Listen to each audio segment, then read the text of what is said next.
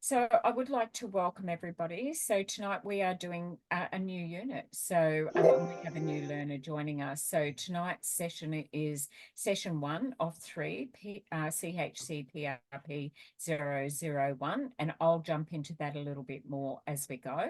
But let's go around the room. And for Maria, I think we'll start with you and let you introduce yourself, where you are, if you're working in the sector already, what you hope to get out of the diploma, and then the rest of the group here in class can introduce themselves.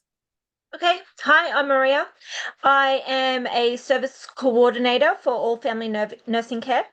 I have a diploma in counselling and I started support work last year in February with the company, and we have grown so much. I got promoted to coordinator. So I have dealt with adults mainly, and we have just taken on child services. We have one very complex young lady at the moment, one in a 15-year-old girl.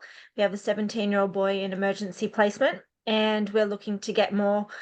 They are handing them thick and fast. We're mental health based. We are complex. We have complex clients, like really complex. So yeah, we're 24 hours a day.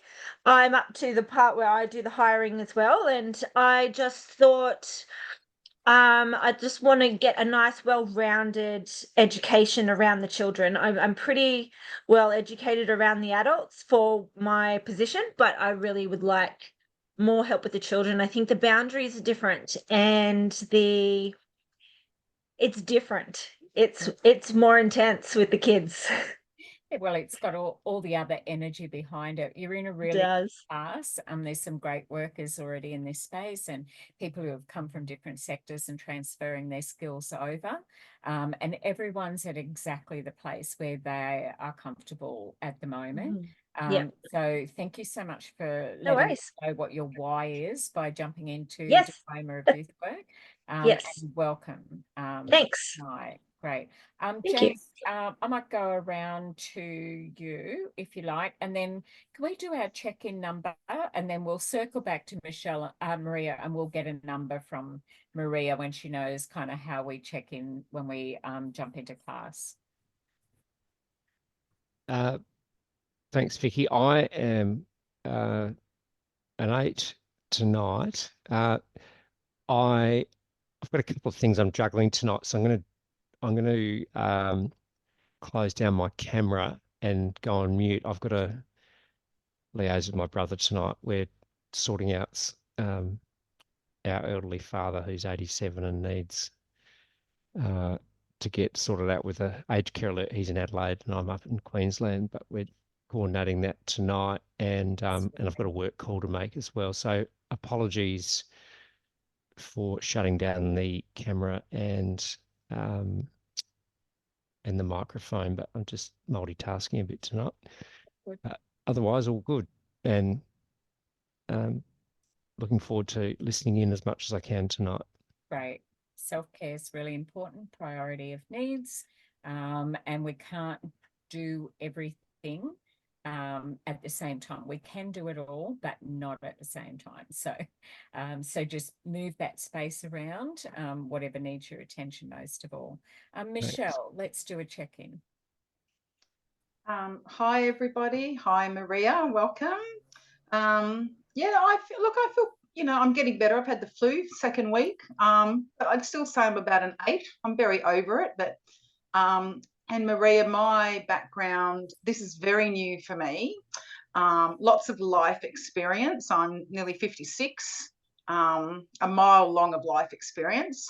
But yeah, I do have skills carrying over from Woolworths DC, where I'm a team leader, sort of going into my 3rd month now. Prior to that, a HSR rep, and then prior to that, I was on the floor. So I built the foundation and working my way up. So would love to have a job like yours, actually, or case management. That's sort of where I'd love to go, with the kids as well, hence why I'm studying what I'm studying. Brilliant. Thanks, Michelle. And you're doing really well in role plays too, by the way. Thank you. Well done. Yeah. So Shannon, let's do a check-in. It's been an interesting week. Hi, Maria. Ready for role plays the other night, throwing the ball for the puppy, and she went skidding underneath the corner of a lounge and hurt herself. So it was a trip to the vets. So I missed out on the role plays. Catching up with them, hopefully with you, Vicky, on the 2nd, I take it. I think it was May. Yeah. I don't have any experience in the area either. My background has been more security, training dogs and stuff like that. But I have an interest with working with youth to see what's happening these days, because it's a lot different to when I grew up.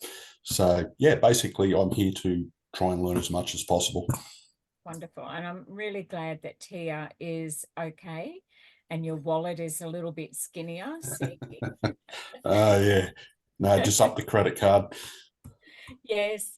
But, therapy dogs are special, and she's a gorgeous thing. So, Shannon, what's your check-in number for tonight? I think I'll run with the 7.5. Okay, safe. I like that. Okay. All right. So, Chris, can we pop over to you and then we'll pop up to Amanda? Yeah, hi guys, I'm Chris. I'm about a 9 tonight. I've got 2 assignments done. I've got a plan for the rest of the week.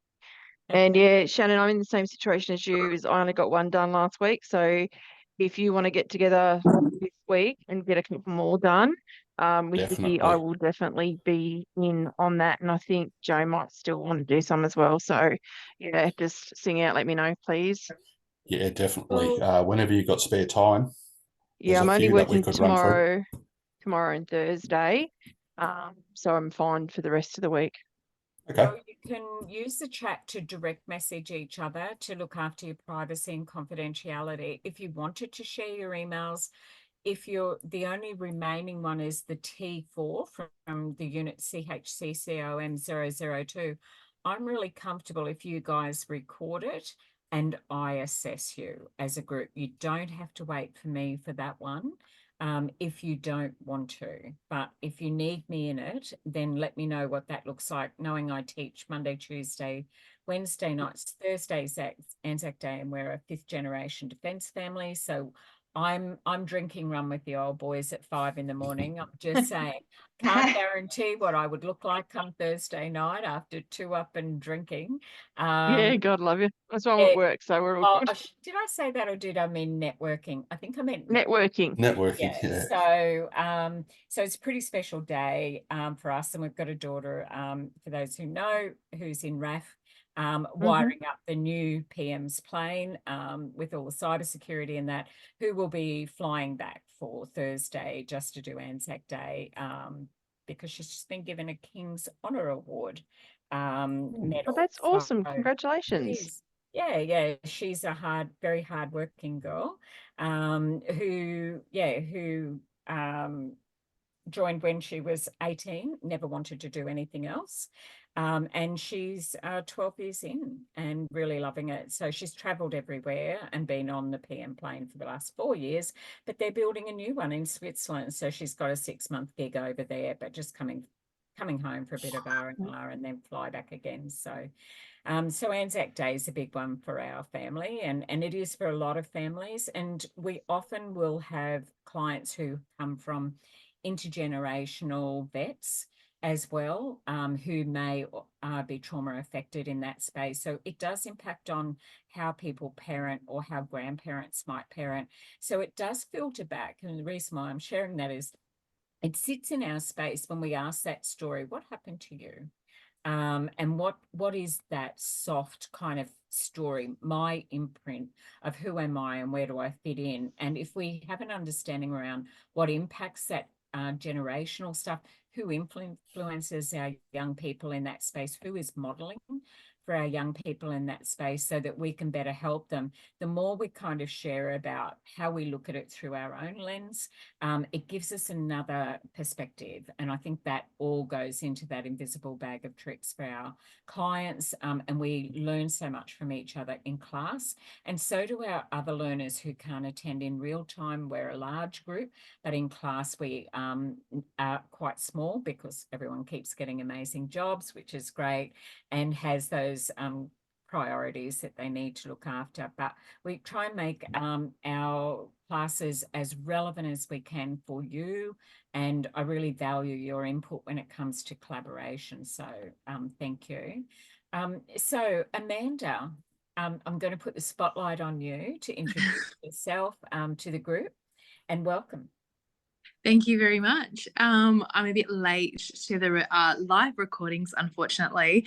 Had a new position come up at work, which is a local high school, but it's been very, very consuming, more consuming than I had hoped. But nonetheless, I've been catching up on the live recordings and doing the modules and really enjoying them. So, yep. Hi, everyone. I'm Amanda.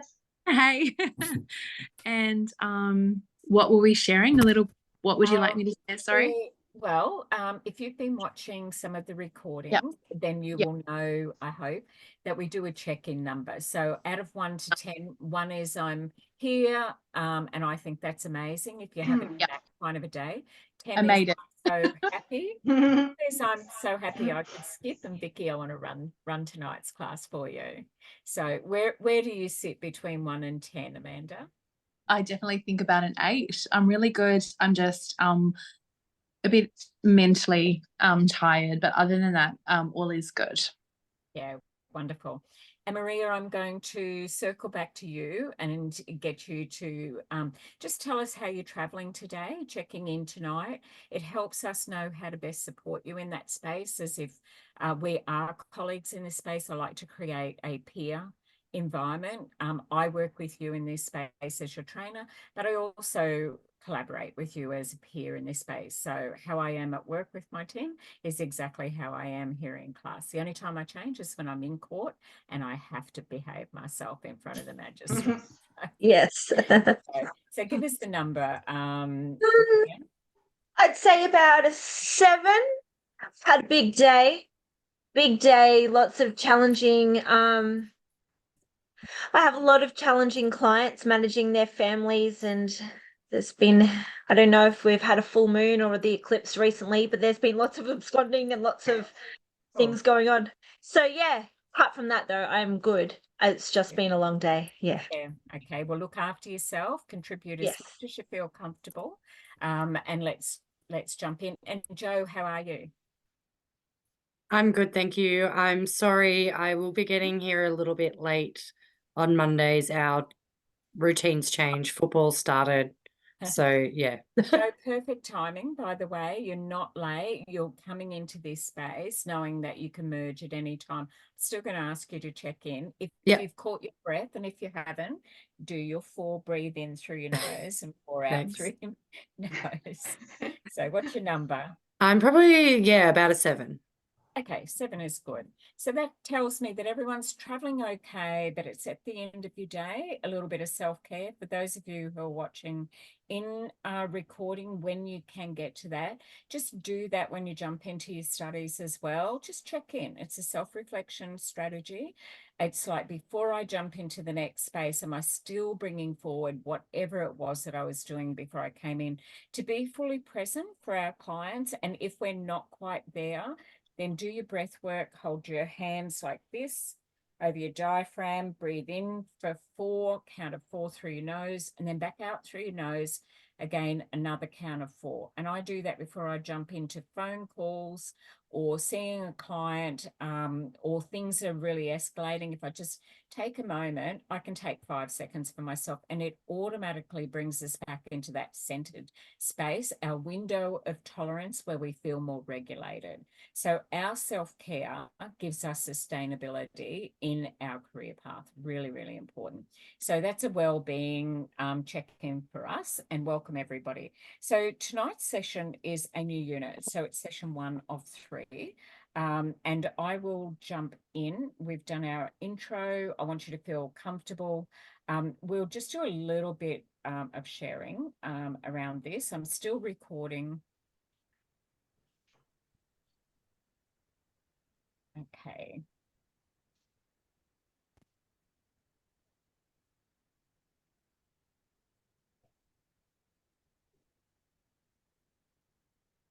And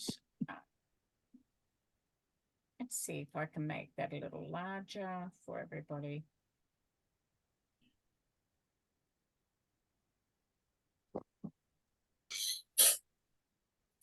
Okay. Oh, sorry. Obviously, I've been in here doing my prep for class. Okay, so new unit, develop and maintain networks and collaborative partnership. One of the most powerful resources for us, because we can't do this work on our own.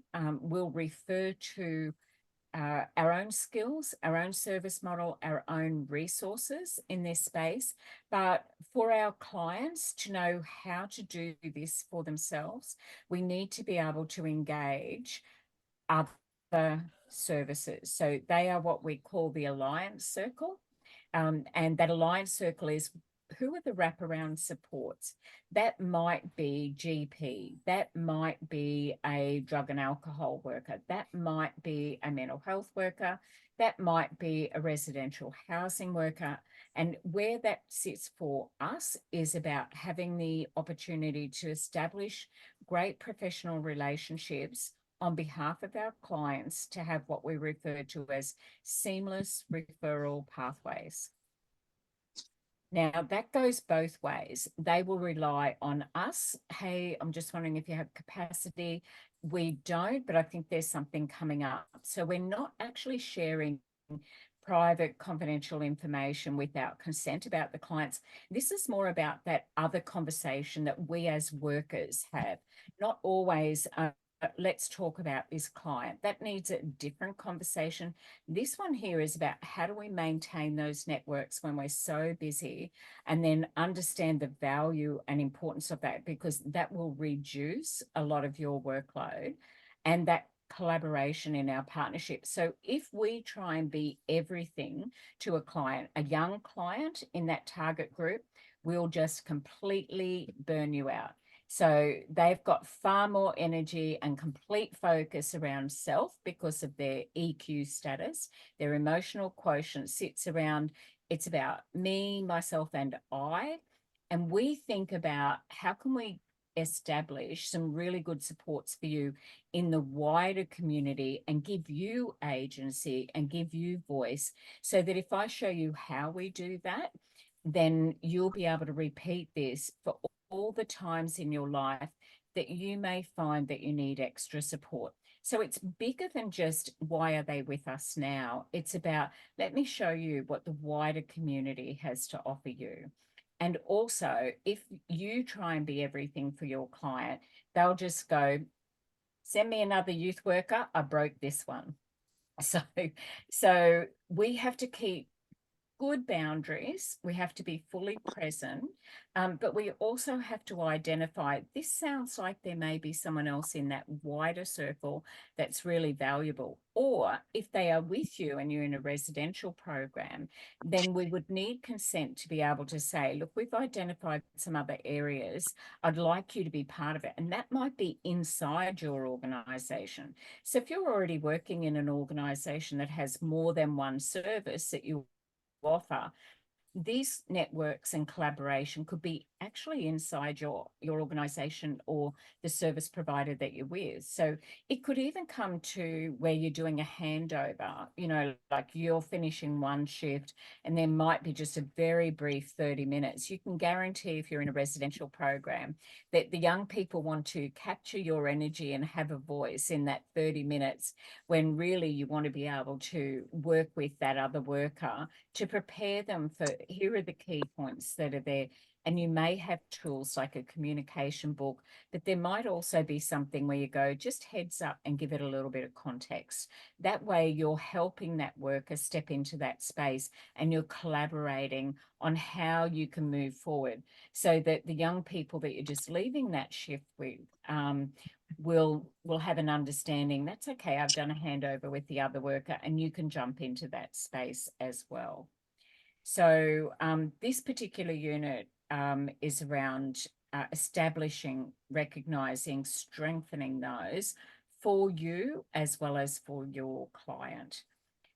So can I ask if someone would like to do our acknowledgement to country this week?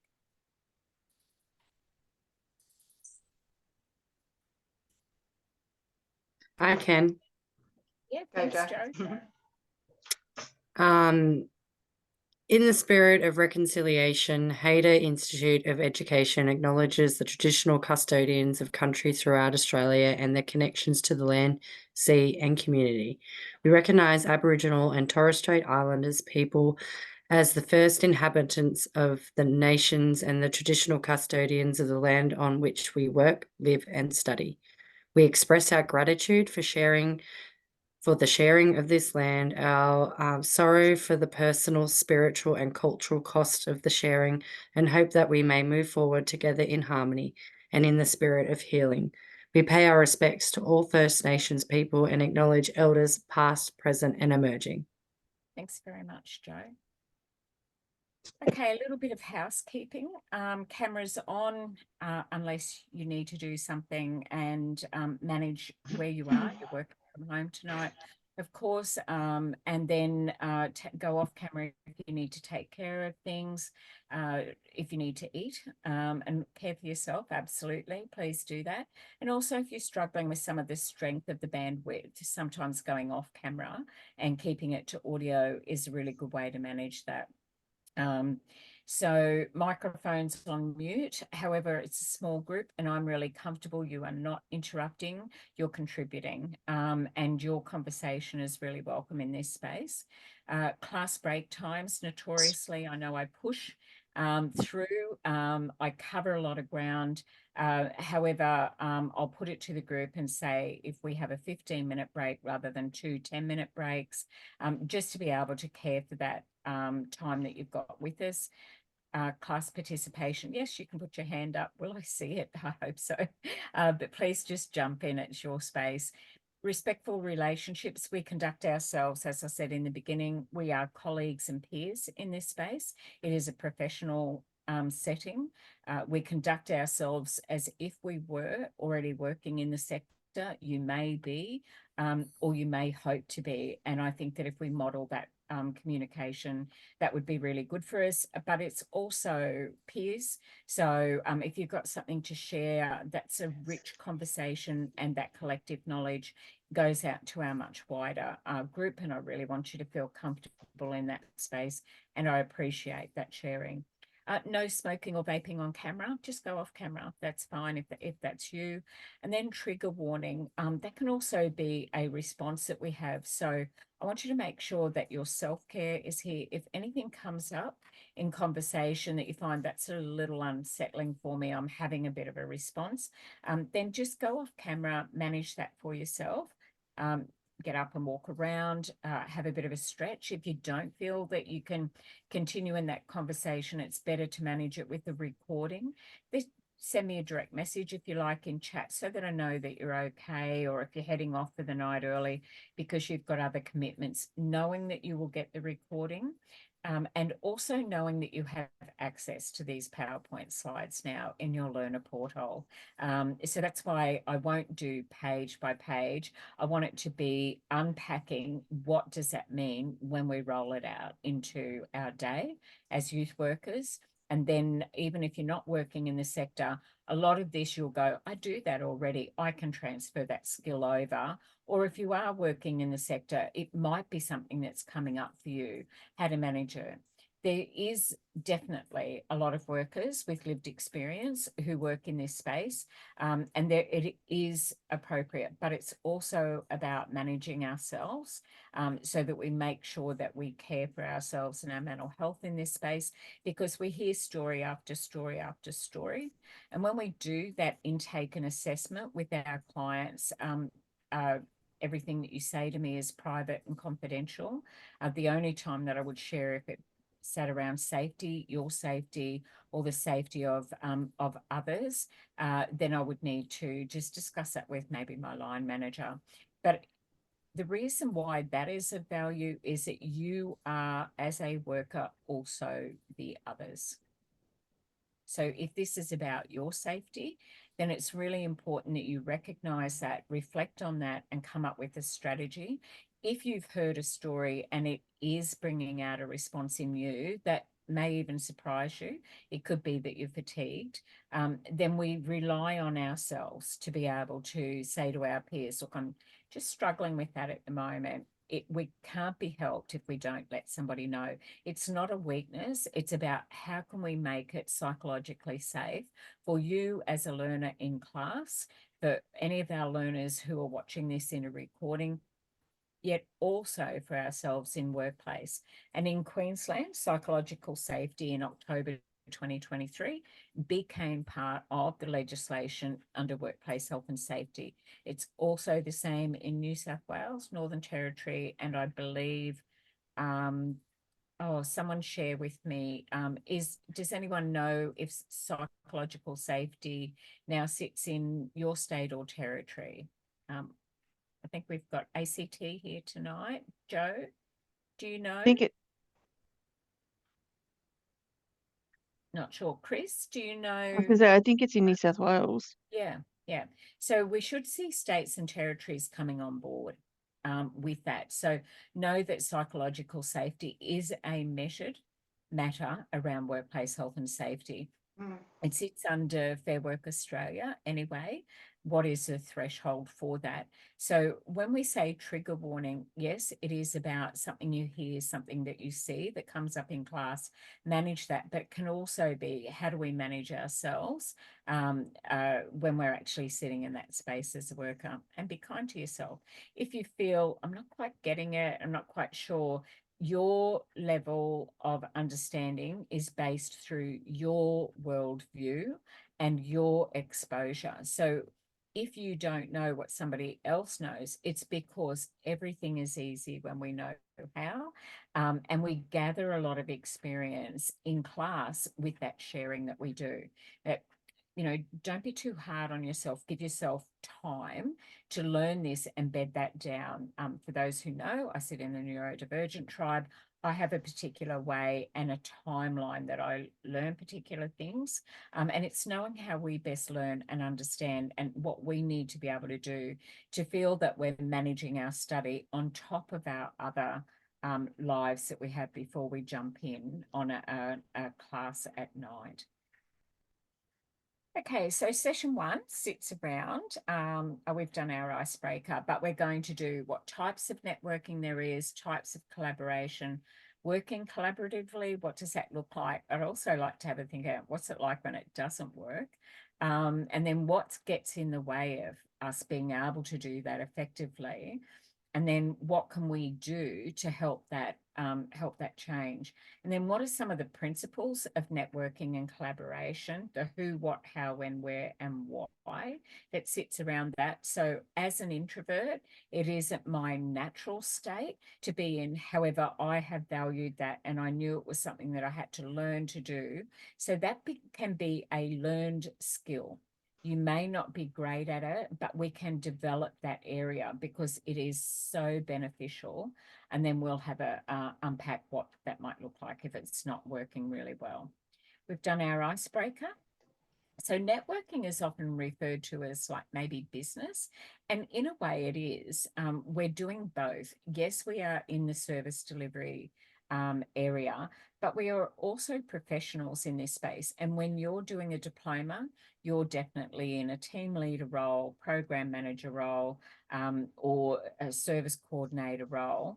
even if it's not now, if you're entry level into that, you will find that you will rapidly move into that space because of the higher level conversations and skills, and how you can transfer that over. So Shannon sharing, he comes from security and successful in that, having a career change, that will still put Shannon in a leader, program manager role when you feel comfortable and confident, and the same with you, Michelle, as well. And anyone who is watching and going, look, I've just got an interest in it, but I'm not quite sure where I'm headed with it. Know that the diploma is that level above Cert 4, and we work you a little harder with that leadership and management lens across everything that we do. So it may be that you don't have people reporting to you, or it may. However, you may be the one that reports to a management committee or doing reports that get presented to a board, depending on what that is. So your level of reporting is higher. So professional networking is about giving to get.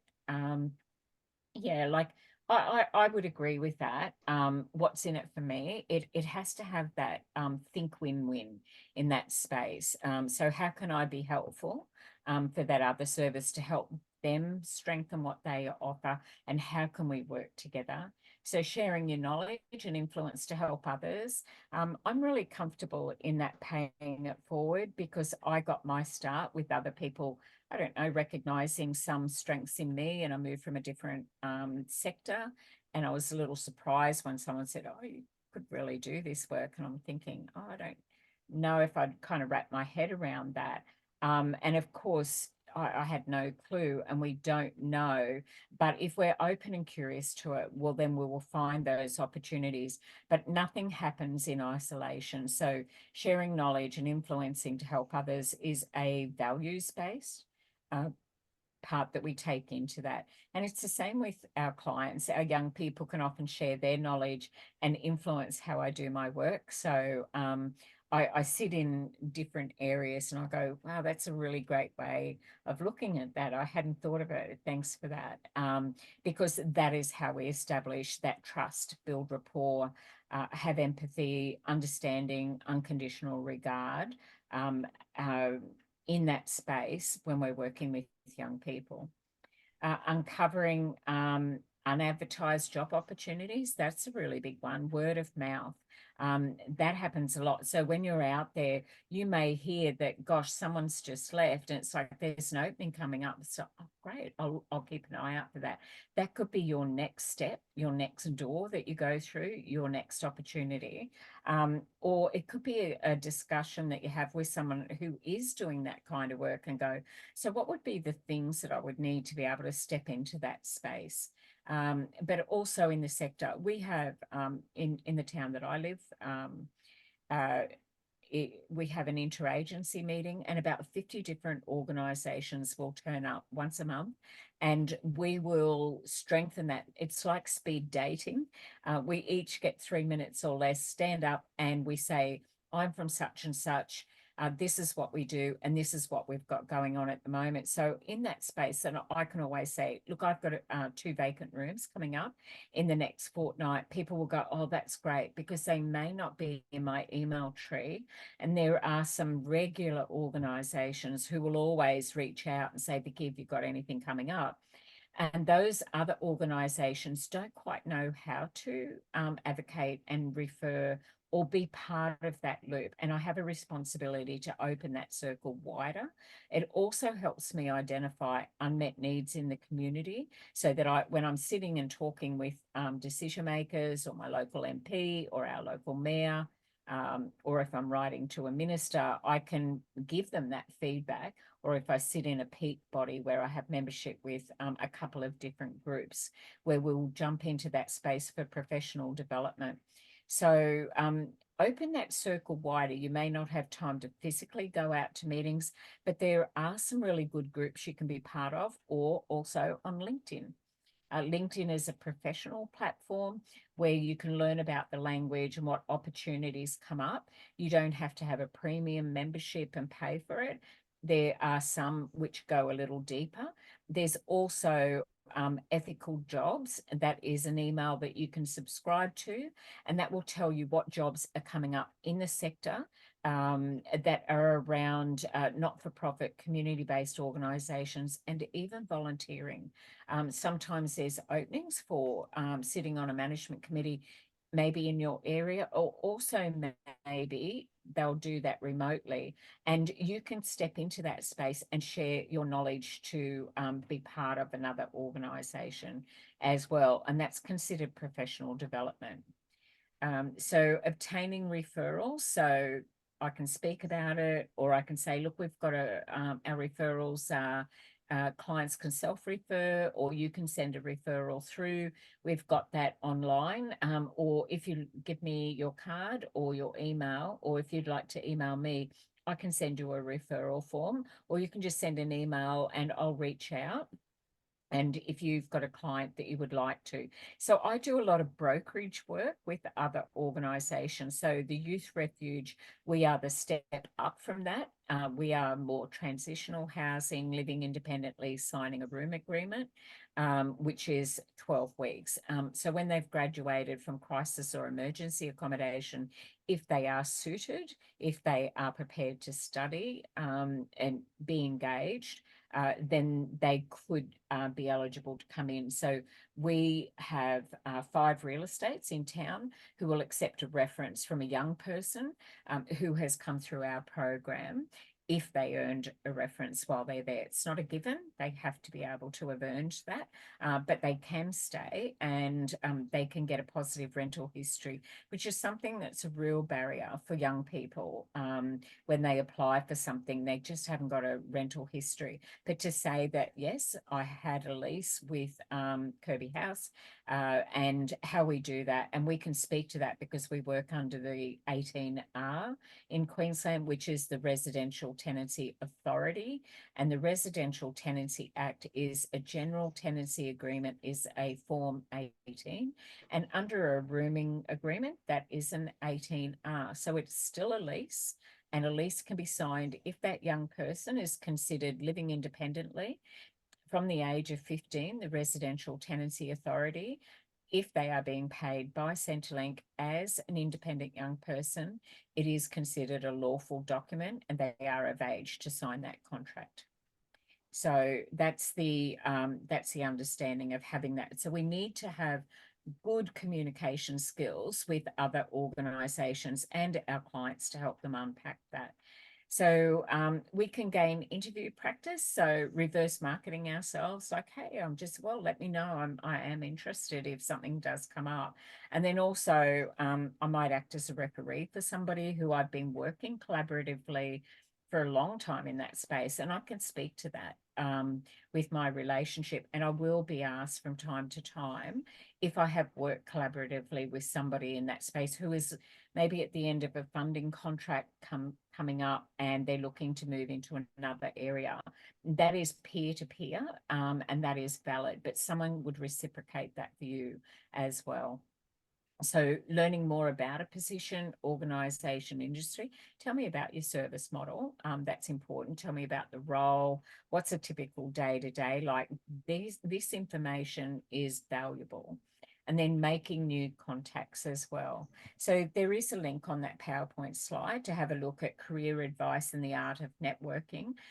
Look, I don't get out much. I work a lot of hours, so I actually don't. I don't get an opportunity to go.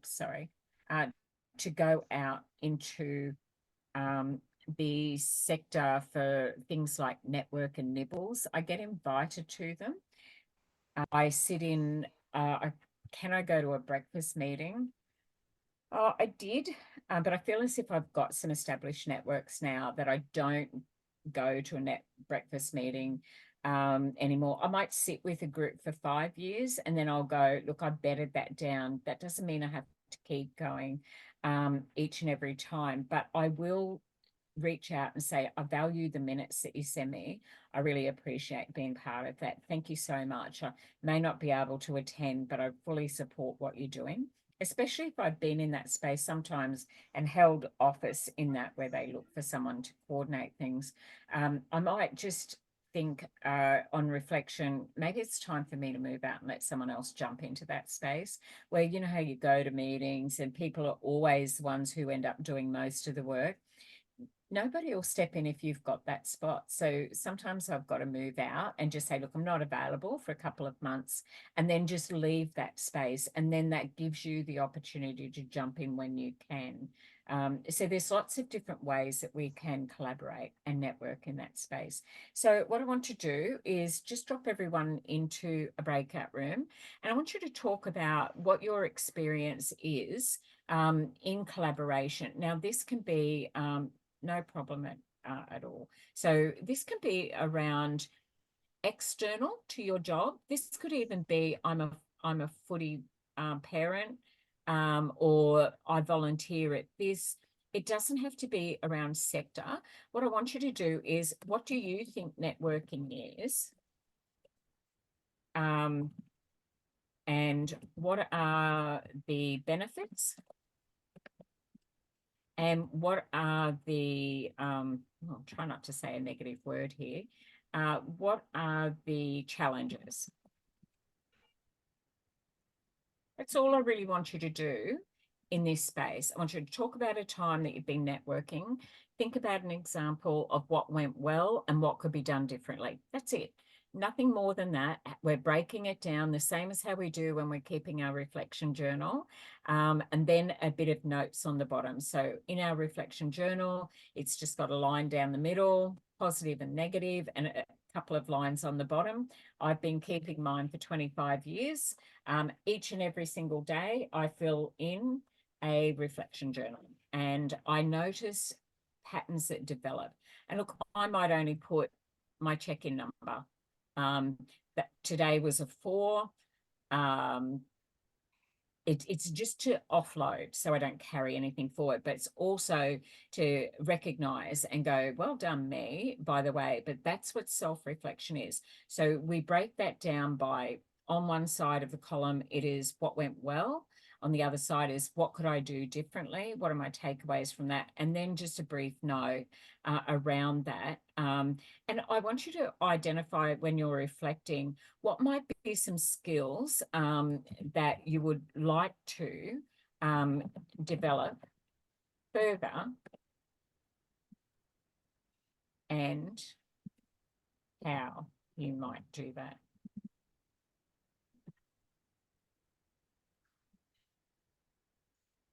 It's not a lot, but this is about self-reflection.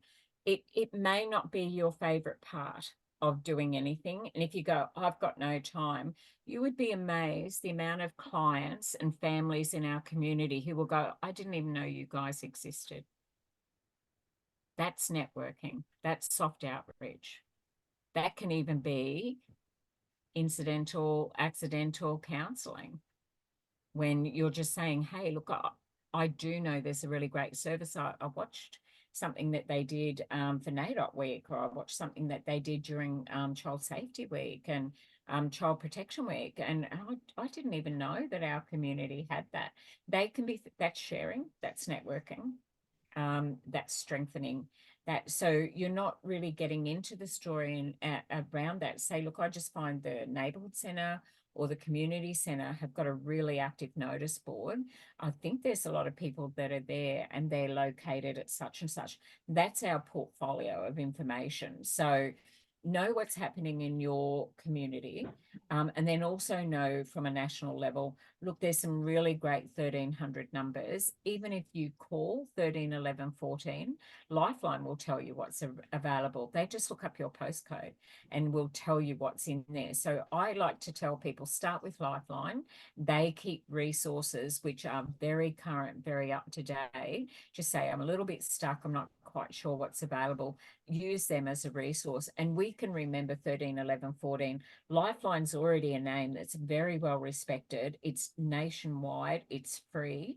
And so if that's all we can do, then we've actually assisted somebody. We don't have to have all the answers, but if we can point them in a direction to find that and know that it's going to land softly when they make that call, because every single Lifeline telephone counsellor is trained to do that, then that could be it. That could be the most helpful information that you shared with someone in that networking space.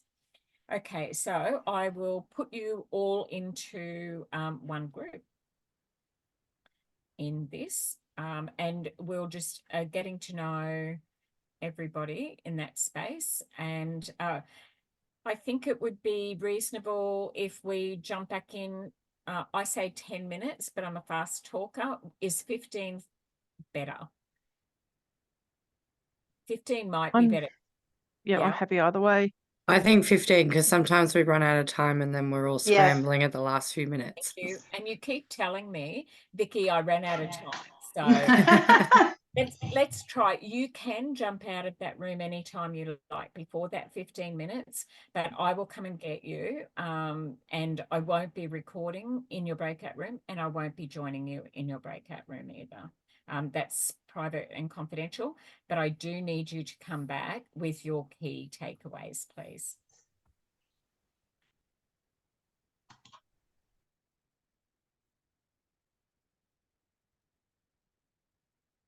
And I'll stop recording and pause in this moment. So I think we're all coming back now, Vicky. That's great. Perfect timing. That's really good. So I've just put up here on recording. So just putting up here how we've checked in. We network with each other when we jump into this space, just to find out how we're going, where everyone's up to. And we're coming back from our breakout room, and we're going to unpack what is networking, what are the benefits, what are the challenges, skills to develop further, and how we might do that. So there's actually 4 key takeaways with that. So, and then share the how, what might be the action. And I wanted to unpack it this way, just so that we get used to that critical analysis and thinking. How do we problem solve? How do we identify, gosh, what's an unmet need in a program? What am I missing with this client? How can I start thinking about, okay, I need that. Is it internally or is it externally when we're networking? So is everyone going to just jump into this space? Have we got a spokesperson? It's very individualized, this one, isn't it? I'd be happy if we went around the room and we just checked in and shared what networking is for you. What are the benefits? What are the pluses? What are the negatives? What are the challenges? And then what skills have been really valuable in that space? And if there's a gap, how you might do that. So, Jo, do you feel comfortable to start? Yeah, I can go first. I was just kind of saying the importance of networking to your local area, and just kind of gave an example of the Family and Children's Centre within our area near our school, and just reaching out to them. They've been able to support us, support me with the First Nations children at my school. And then once we kind of connected through that, I was able to set up some parenting classes like Circles of Security and the Cool Kids program, which is the anxiety one, for them to come in, and they actually do it free for the families. So that's something we've set up for next term. And yeah, it's just been really quite beneficial, networking out to the larger community, because it's kind of, we've gone out, but then we've been able to bring it back in. Love that. That's great. So you're adding value inside a program that you're already overseeing by bringing in different sort of points of view. So you're bringing those resources into your client group. And are families involved in that, Jo, as well, or is this just the kids? Yeah, so the kids go to the the Koori Club, which is for First Nations, Torres Strait Islander kids to go in the afternoon and connect to country. But then the parenting stuff is obviously for the parents. Circles of Security, I'm not sure if you're familiar with, but it's a really great alternative for parenting, especially with children who have explosive behaviours. Yeah, so, and we just kind of identified families that we felt, you know, would be a good fit. We were able to refer 12, and I've got about 9 going. Right, brilliant. Mm. That's really adding value to what you already do. So you don't have to do everything. You just need to know what would be great for them and then give them that seamless referral pathway to bring it to them and make that happen, or to show them how to access that outside. Yeah. And like, it's actually a lot of the families that we have referred aren't families that I are very like work with closely with their children. I think they're the kind of tier 1 kids that, you know, you're not quite working with, but the families probably do need support. But, you know, you're so stretched that it's about, you know, we spoke about in the breakout room, we can't do everything. And that's why networking is so important, because there are you know, specialized people for the like sexual health or like the parenting stuff. And, you know, we as youth workers, it's important because we can't do everything. That's right. Yeah. And sometimes it's outside of our service model and the scope of our roles, yet you can identify it as that person who's overseeing that individual plan for them. Thanks, Joe. That's really valuable. I like the idea of the sound of that circle of security too. I'd like to know a little bit more about that. It sounds great. Happy to share it with you. I'm pretty sure it's all over Australia that it's done. Okay. Yeah. Yeah. Thank you. Anybody else like to bring something to our peer session? Sure. Well, I can. You go. No, you go. No, jump in. Go. Ladies Maria. before gentlemen. I was going to say, I did the main networking things I've done are Ready Set Connects, and they are like speed dating. And it was pretty amazing to see all the services out there that you wouldn't even think of, with sexualized health, that sort of stuff we were talking about. You know, there's really is something nearly for everything you need, and people specialize in those fields, so you don't have to stretch yourself so thin. You can actually refer them off, and usually their packages allow for it, and if their guardians allow it, we can do those sorts of things. But that's another part of networking, is, you know, bringing it all together for their guardians and those sorts of things. So the benefits, that's really a benefit, is just connecting all those people.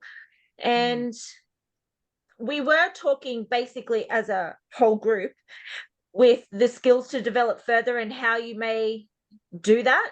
We were talking about how there is a really big gap for cultural safety with kids, especially when it comes to our First Nations people.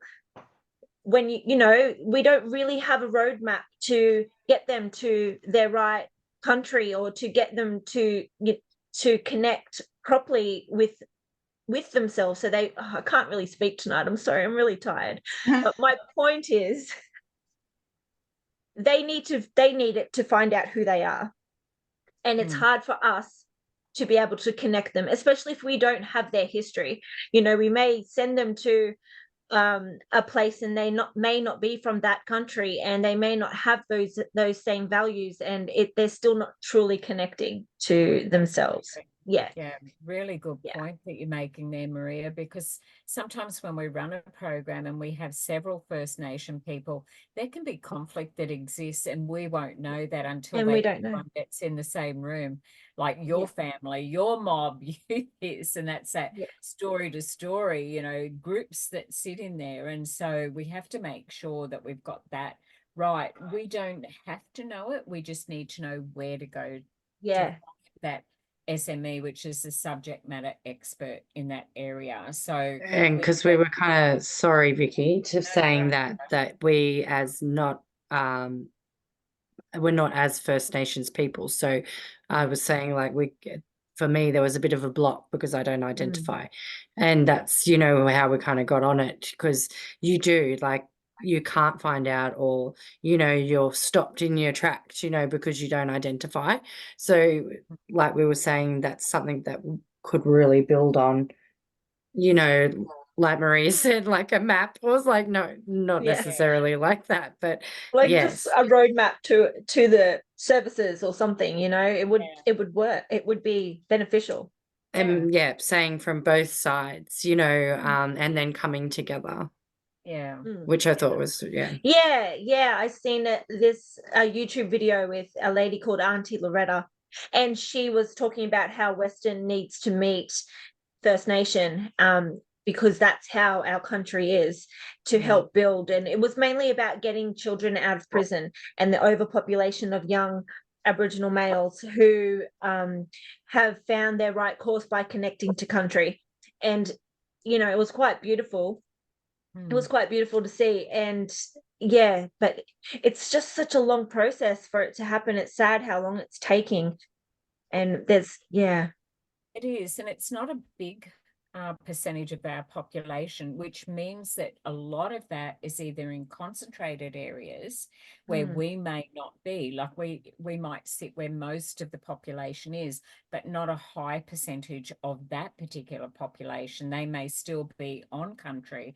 So it's often only if someone has left country and gone somewhere else where we can do that. So how can we do that around our resource folder so we don't have to put somebody in front of that, but we can point our clients into a direction?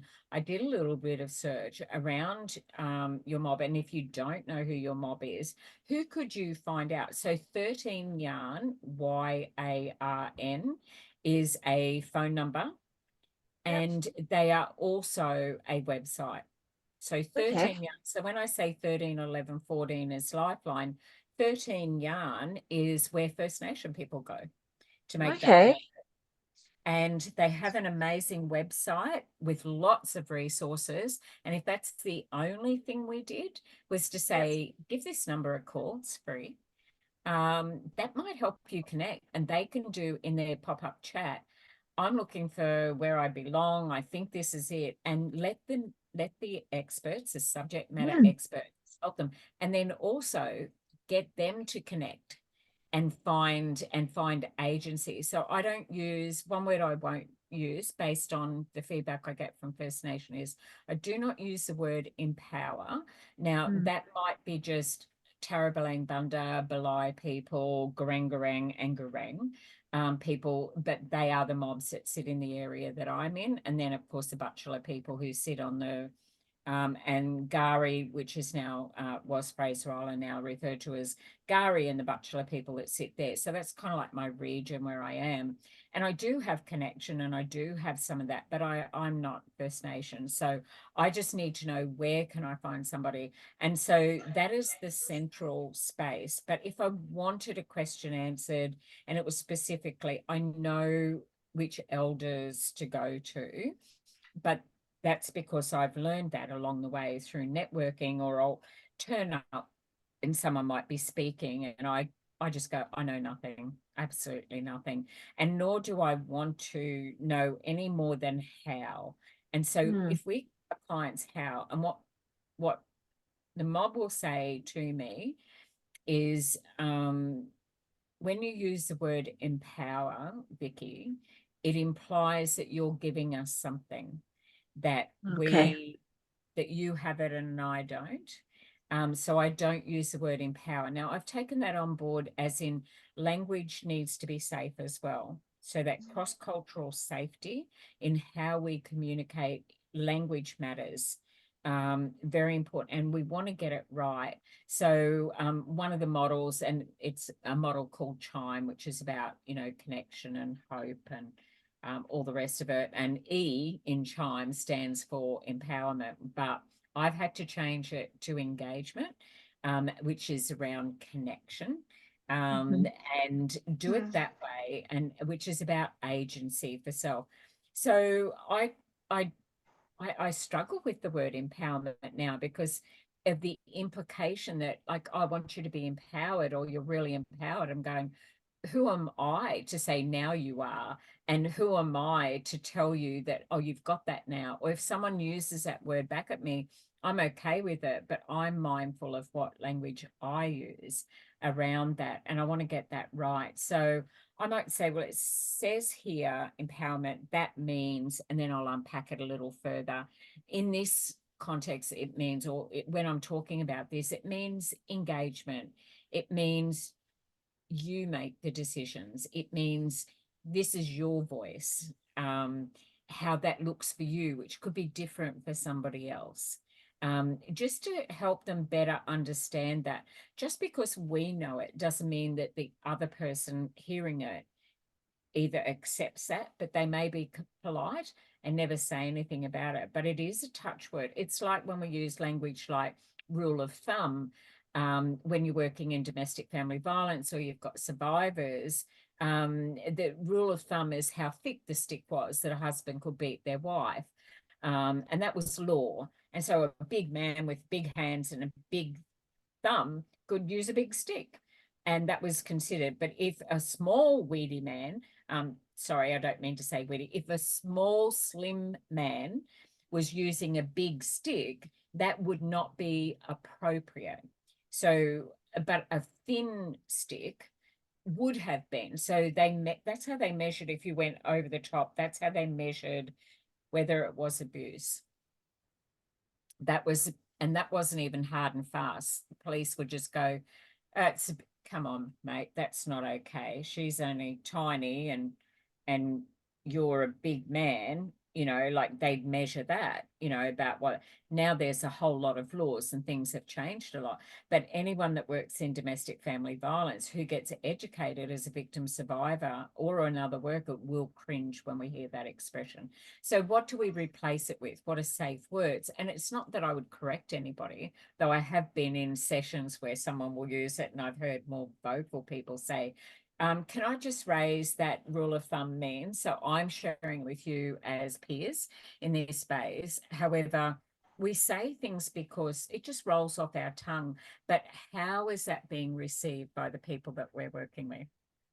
And that's how we've got to get into that safe communication, our networking around it. So if I apply that in domestic family violence space, then that may not land the way I intend it to.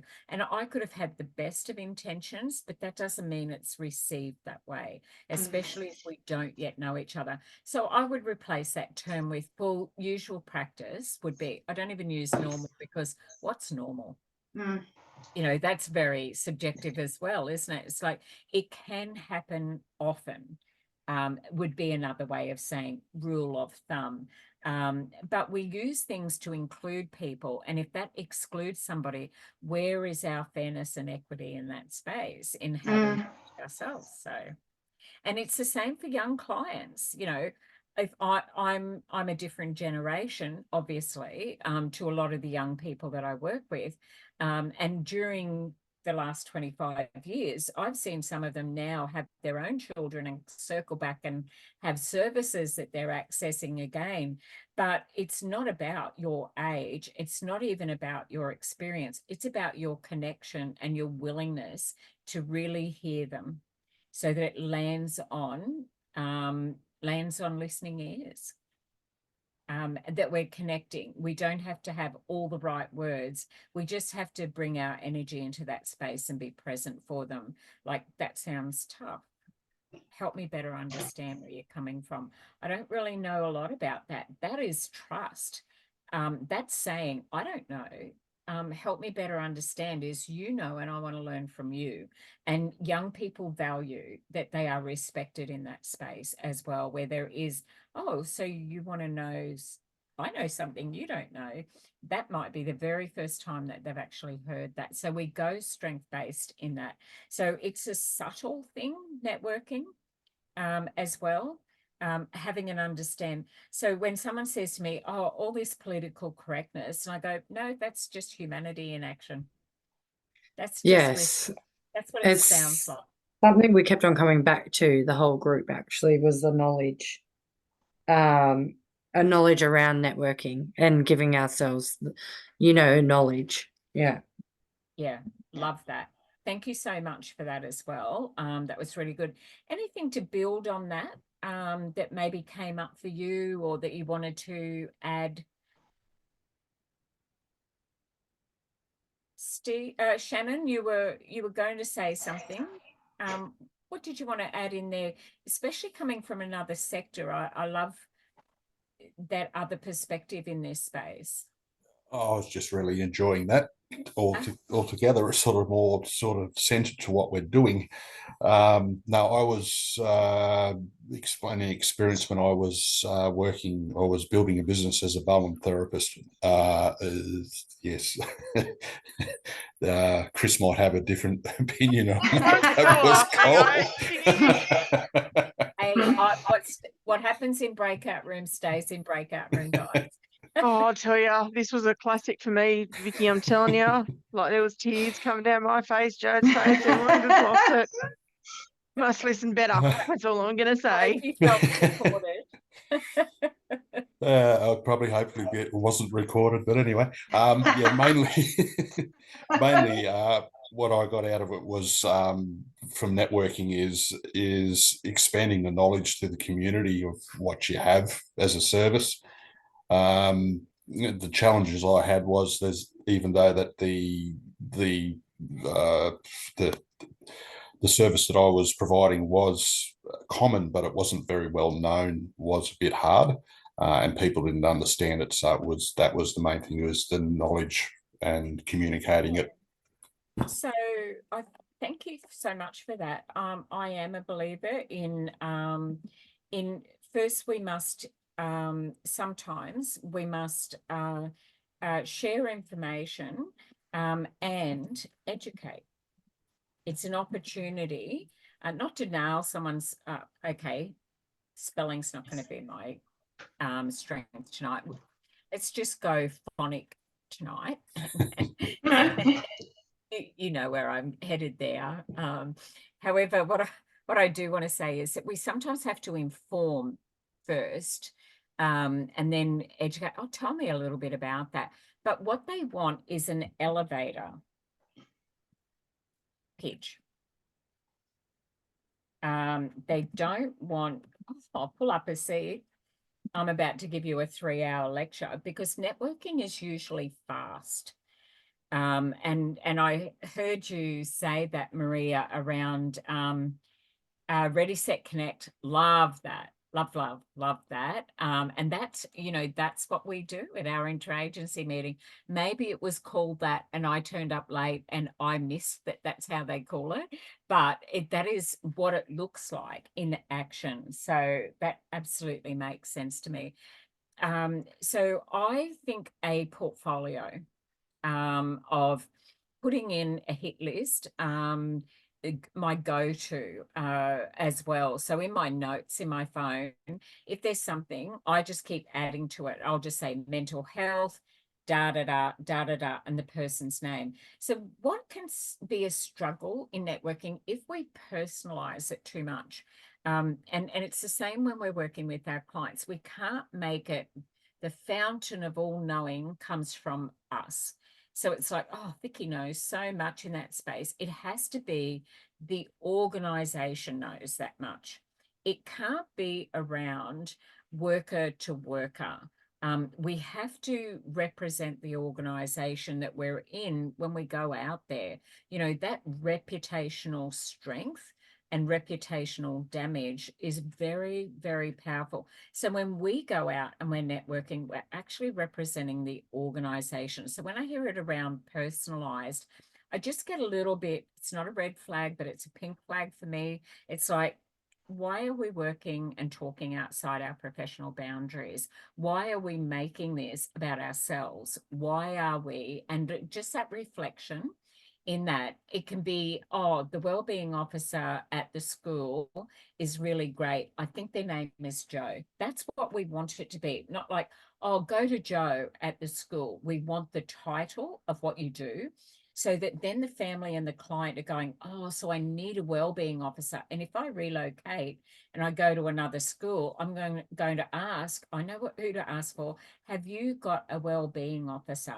Oh, we do. Oh, I've had a great wellbeing officer. So we're educating and informing our clients how to advocate on their own behalf, know what the gap is for them. We know what the gaps are for us as workers, but how are we sharing that information in that invisible bag of tricks for our clients? Because if they pack up and leave town and they don't have us anymore, does it all fall over? How is that working strength-based? How is that client-centric? So I get it, but we are just moments in time in a young person's life. We may see them once and they go. That might be it, absolute end of it. We don't know, but it's all powerful. And we can remember that encounter that we had for decades, all our lives, where someone has really influenced us and made an impact on us in a positive way because they gave us agency, not because they had that knowing, not so much around what they know, what they were able to show me, what I could do if ever I found myself in that situation again. So it could be a business card that you picked up. It could be something on the notice board. I'm knocking off brochures everywhere I go. And funding stops in some programs as well. So when I go to a place, I'll go, oh, these are cool. Oh, these are cool. Okay, yeah, I admit they're all the sticker things and all the ADHD and ASD stuff. But then I do sometimes, when I return, I will stock up and I'll go, I'm bringing some back for you as well. So I don't just take, I give, just to get that networking balance right. And so now when they get something really amazing, they'll say, oh, I kept one of these, I went somewhere, Vicky, and I grabbed one for you, and I'll go, oh, cool, thank you. So Child Safety like to give you a pack of cards, which I can tell you are absolutely incredible, to take a pack of cards to a courthouse while you're working with a person who's really in that heightened state and you want to be able to get them to regulate. Just play Snap or anything like that. Having a pack of cards in my bag is a really great go-to resource because it takes somebody's mind off them. So it's about little things that are helpful in that invisible bag of tricks. Though my handbag is called the TARDIS affectionately, wherever I go, Vicky, I'll have something in that bag, go and have a look. So, and I'll dig around and go, oh, actually I do, I've got something in here. But this also is about what do we have here and how can we make sure that we share that, not back up the truck and dump it all on them. It's like, sounds like, would it be of interest to you? Let me find out what's available locally. So a lot of funding will end and it will no longer be funded. It depends on the government of the day where they put that need in. It definitely sounds like wellbeing officers are valued in your system. We don't have them in Queensland, certainly not in Bundaberg in rural regional. I don't know. I've got other Queenslanders here tonight. Maria, do you have wellbeing officers in the school or do you have chappies and youth support coordinators? In the schools, they're just guidance counsellors down here.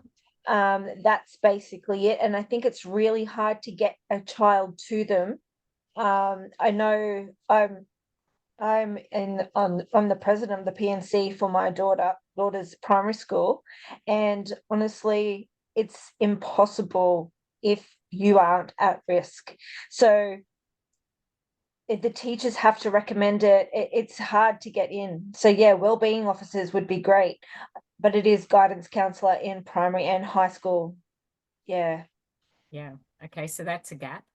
Yeah, there's another gap. Yeah.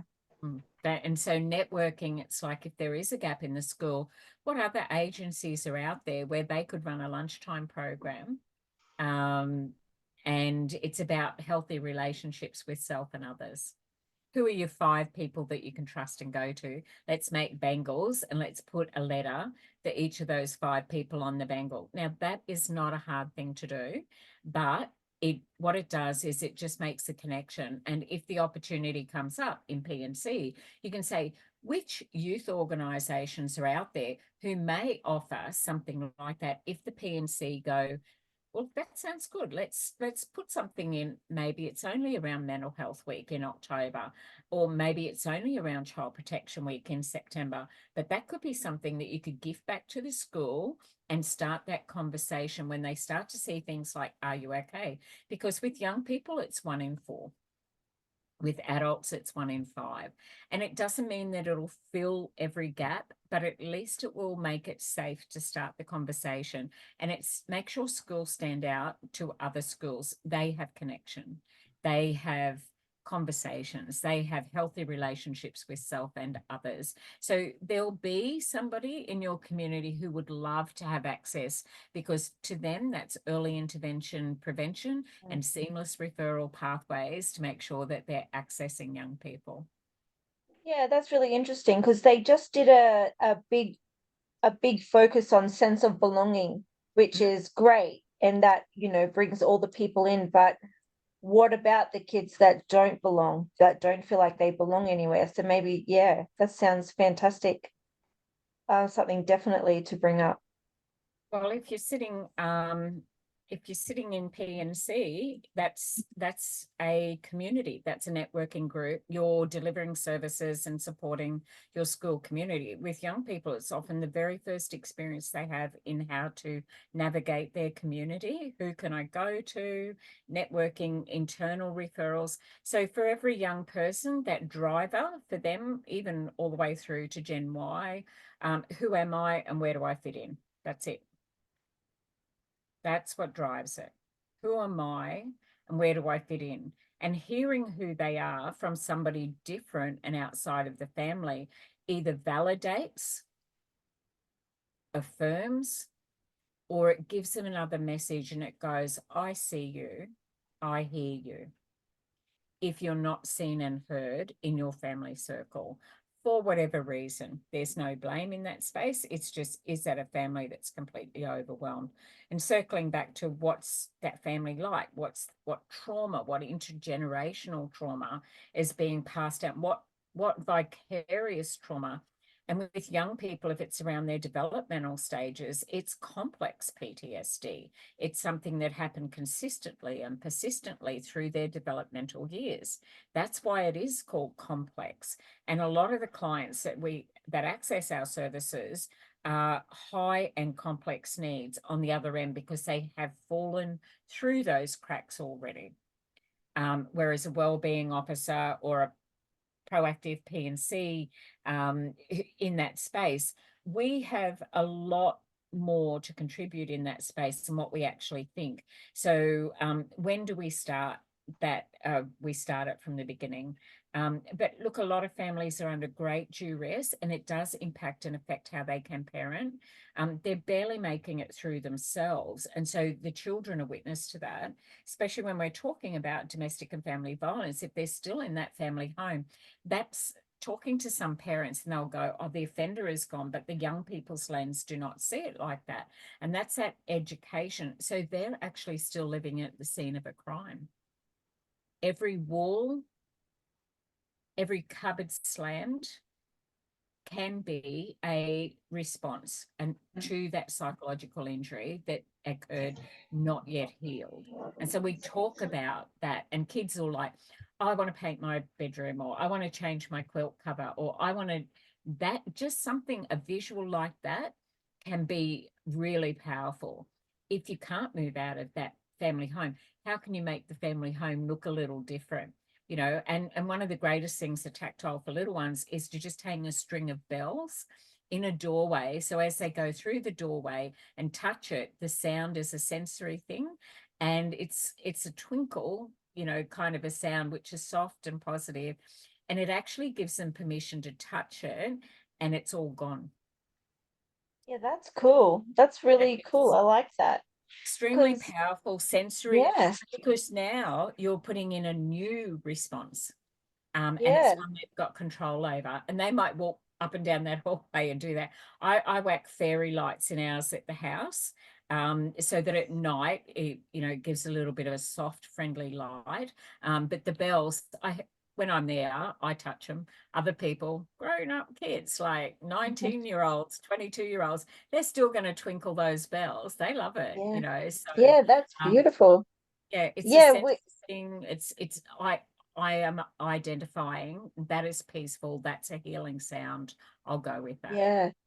Yeah, that's really cool. Like, we have given them ownership of their space to decorate, to own as theirs in a home. So our kids are a little older, but we've allowed them to, have that second family room, not allowed, but they weren't allowed in the houses that they've come from. So we have given them the opportunity to have a room that they can design themselves, and that's their sensory room. But I love the sound of the bells. We've done like LED lights, and they've got their own TV and bean bags and books they like, or a corner where they want to play their Roblox or whatever. But I like the idea of actual sound to help bring them back. Yeah, great. Yeah. And there's another project which is not shared with anybody, is the pajama project, where a new set of pajamas, which is just theirs, brand new, and we take that to bed, which is where we do a lot of healing and unpack a lot of that safety. I am safe. I'm in my new pajamas.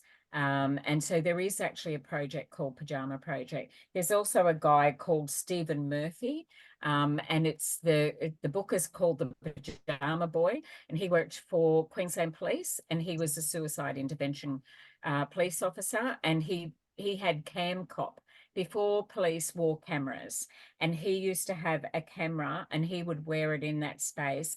Absolutely incredible. Ex-army, lived experience. His story, The Pajama Boy, is changing, life-changing, and incredible that he goes around and he speaks to a lot of primary school kids who he connects with, and he has made a huge impact. And it is a resource that I encourage you, if you are ever working around young people, The Pajama Boy.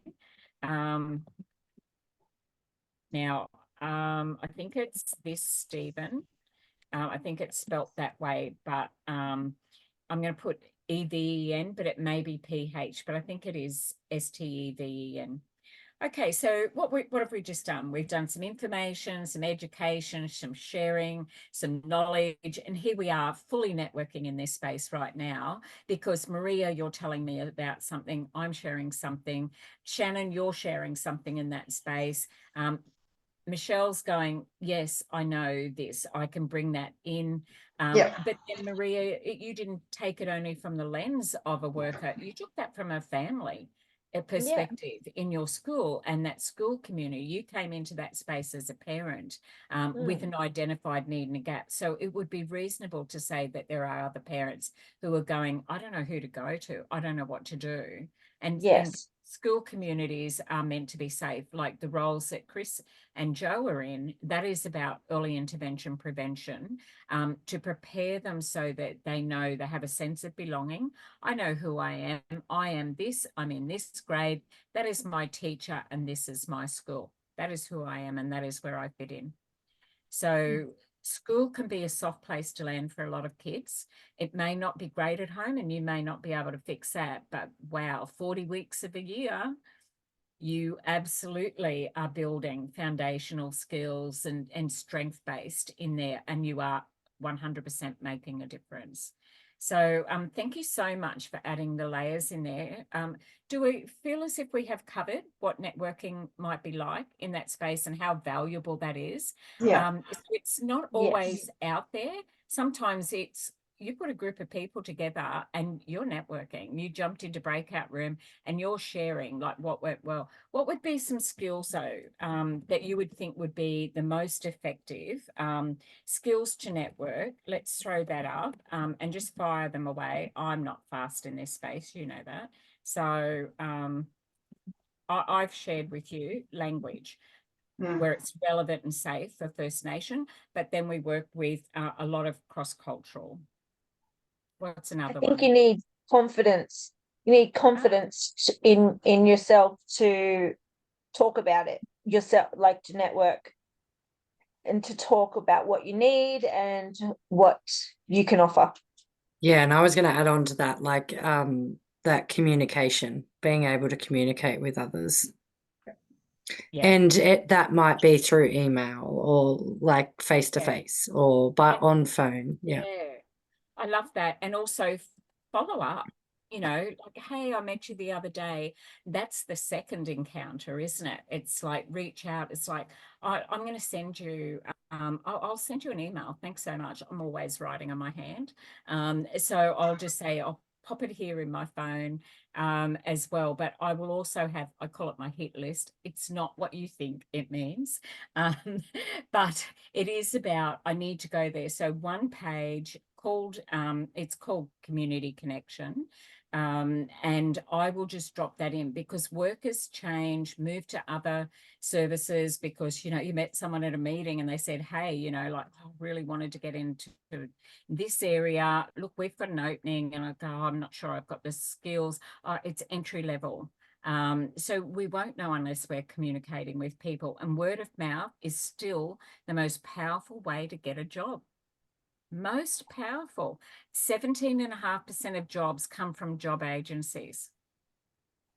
Only 17.5%.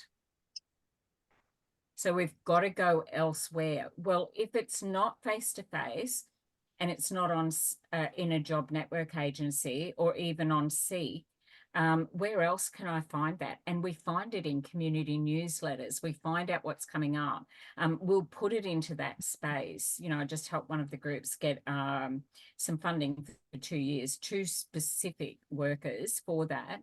And we dropped it into that interagency neighbourhood centre, and then we put it on Seek. But we went there first. We wanted locals because, one, they probably already have accommodation. If we go too wide, then someone reading that job coming from Brisbane, they're not going to find accommodation in this town. There's nothing. So there's a huge skills gap here, but where are they going to live? That's just not available. So employment's changed a lot in this space as well. So that networking is pretty powerful. So now employers have to offer accommodation for 12 weeks, hoping that they're through that, getting through, this is a good fit for me, and now I'll invest in perhaps getting a property. But 12 weeks is not, it's blown out to 24 weeks to find somewhere. 12 weeks used to be enough to be able to find a rental or something. But yeah, so otherwise it's very expensive accommodation in this town because it's rare. So people can pump up that. What was going for $350 a week is now $700 a week. Now that's networking conversations. That's communication. Yeah, look, there is work here. There's about 50 jobs going in Bundaberg right now, but people are working somewhere else. So we just move from one to the other, often in that space, rather than get extra in. But we can't get extra in.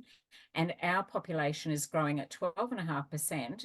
Know your local government area for sure. Know what's going on because that's your need and your demand. So we're at 12.5%, whereas the national growth of population is 9%.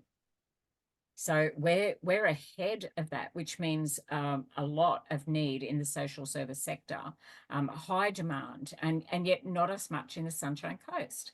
Interesting. Maybe in Ipswich, though, Maria, I think you would find that it's high need, low socioeconomic, overrepresentation in all of those most vulnerable areas. And that's where the demand is for the workers as well. So Absolutely. That's networking, that's information, that's sharing, that's knowledge, that's education and awareness in that space. So that's great. Thanks, guys. Really valuable. And for those of you who are listening in recording, knowing what's happening in your sector, in your local area, community, and then some unexpected ways to actually get that knowledge. So let me just share and see how we're traveling with our so we talked about what is networking, and we've even talked about how we network. Okay, and we're talking about Vicky's high-tech skills. Incredible. Okay, so we are still recording. I am not going to show a video. I want you to watch that. Great. Here's the elevator pitch. Now, this is sorry. Okay, we'll get to that. Face-to-face networking, we spoke about it follow events on social media, LinkedIn is the most professional platform. In LinkedIn, if you haven't got, if you're not on LinkedIn, put yourself on LinkedIn, because, you know, like all algorithms, if you put in what you do, then a lot of the things that you have a connection to will start popping up. You'll see entries and things like that. But if you do a search, it may not be the work that you're in. It might be the work that you would like to get into. Then put that in, and then there'll be all these groups that you can join. So it's not where you're connecting just with one person, though that is there. You're actually connecting. So I belong to lots of groups in the neurodivergent space. I belong to advocacy, public policy writing, youth sector, court, victim survivors, any areas where I have strong interest in, and some RTO space as well, funding applications, and I connect a lot with what's happening in England and what's happening in Canada, just to see how we compare elsewhere, evidence-based kind of programs. Sometimes it might be there'll be some really good sharers in LinkedIn, and I'll go, I love that. We don't do that. And I'll go in and do a little bit. And they're very generous in that space. Psychological safety, you know, you've got professors from Harvard sharing information with you in there. You don't have to go far to have a plethora of knowledge.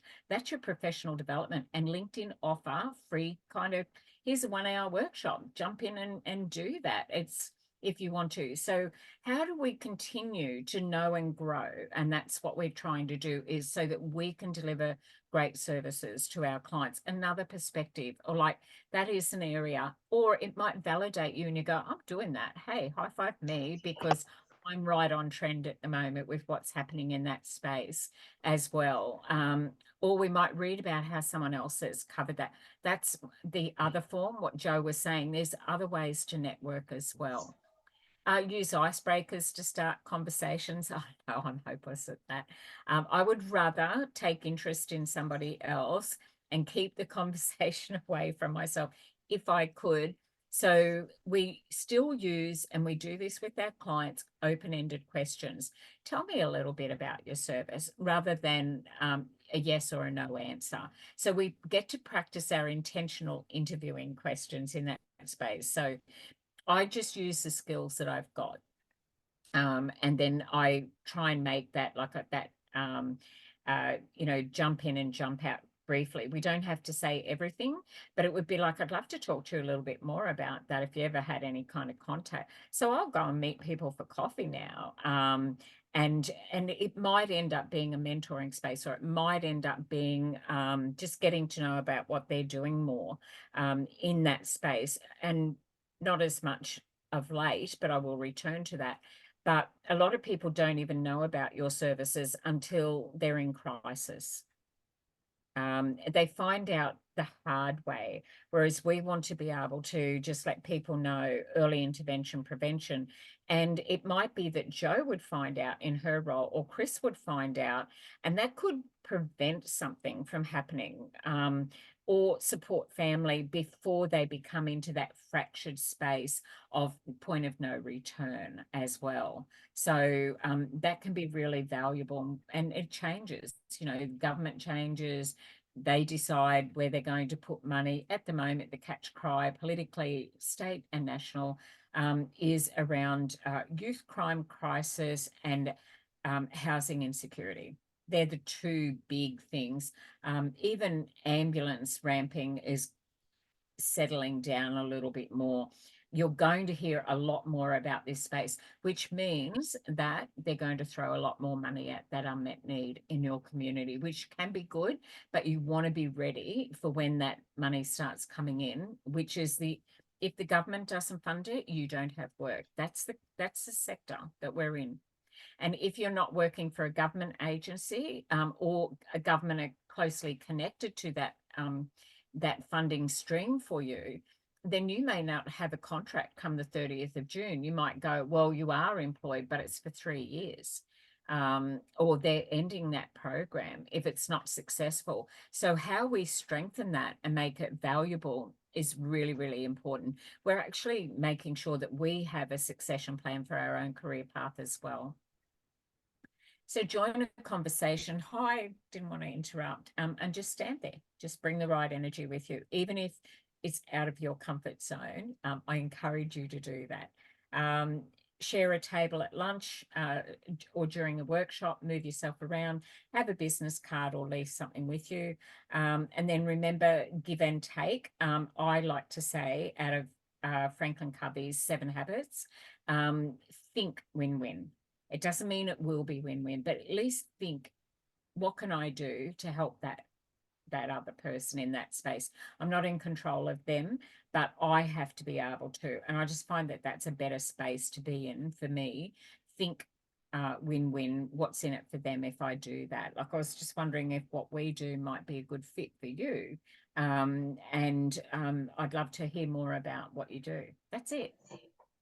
That's your elevator pitch. So tell me about yourself in 30 seconds or less. A television commercial is 30 seconds. They repeat it. You don't get that. So it has to be in 60 seconds. So if you don't know how to say what you've got to say in 60 seconds, that ready, set, connect, that speed dating kind of model, that's what an elevator pitch is. You just never know when you're going to talk to somebody who it could be exactly the right person for you. You could be doing a pre-interview. Super important. We did role plays with a learner from Hayter who was a graduate. We offered them a job. I did. They were so good and they're a trainer already. I just thought, wow, we've got a gap for you. Send me your resume. We just never know what that conversation can lead to. So what's our virtual networking? YouTube, look, okay, I haven't got a YouTube account, but sometimes it pops up in places. Pinterest, I love Pinterest. Then we've got Instagram.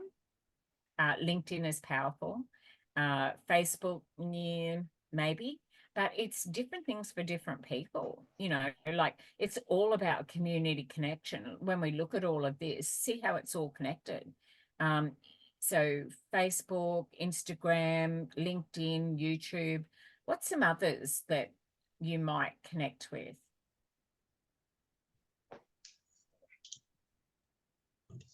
We have Mind Maps, which is an online service that has all the services in one. So you literally type in what you want, and then it brings up all the government services. Yeah. And so who watches that site? Who manages that site, Joe? Do you know? I have no idea. I just know that's what I can go to. Mind Maps. Let me just have a look. Is that what state do you live in? Oh, sorry. ACT? Sorry. Oh. Sorry, Maria. Oh, I only wanted to know where she lives because they sound like they've got really cool stuff there, and I was ACT. just yeah. The place where all the government people are, where all the money is kept. Canberra. No, I can't bring it up. I'm not on. I have it on my bar on the top of my thing on my work computer, but I'm on my home computer. It's external to your school. Yeah, it is. Yeah. Okay. Yeah, that sounds wonderful. So, but see, they refer to that because it's all government organisations, and they prefer us to use that. Yes. Yeah. I understand. And there's some scrutiny over that as well, isn't there, about making sure you don't get a sus link and things like that, and it corrupts the system and everything shuts down because someone was in OnlyFans or something like that. Yeah. Oh God. I only just found out about that. So but anyway, that's really interesting. I had no clue, but now I have clues. So so that's, but there would be similar things around, I guess, in other states. Yeah, that have it all in one. Yeah. Yeah, so we have Community Door, which is a great site, and then there's a couple of others as well. But yes, they have to be credible. They have to be current. And so a lot of people don't update it. A lot of local governments might do that, but a worker can change and the funding can change. So a program that used to run and you'll go, oh gosh, I haven't seen that for years, that Triple P, the positive parenting program, that's great. And I love that circle of safety. Circles of security. Yeah. Circles of security. I love that as well. So that's how we learn about what's available.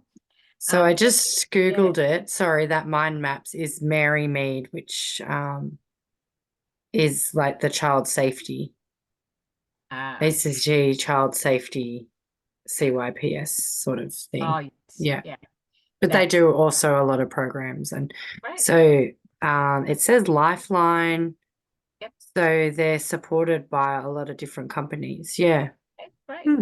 So it's a resource. And then are you in there? Like, is your service in there as well? That's one of the other things. It's like, how are people hearing about us and what we provide? Like your school would have a newsletter, but it's for their school community.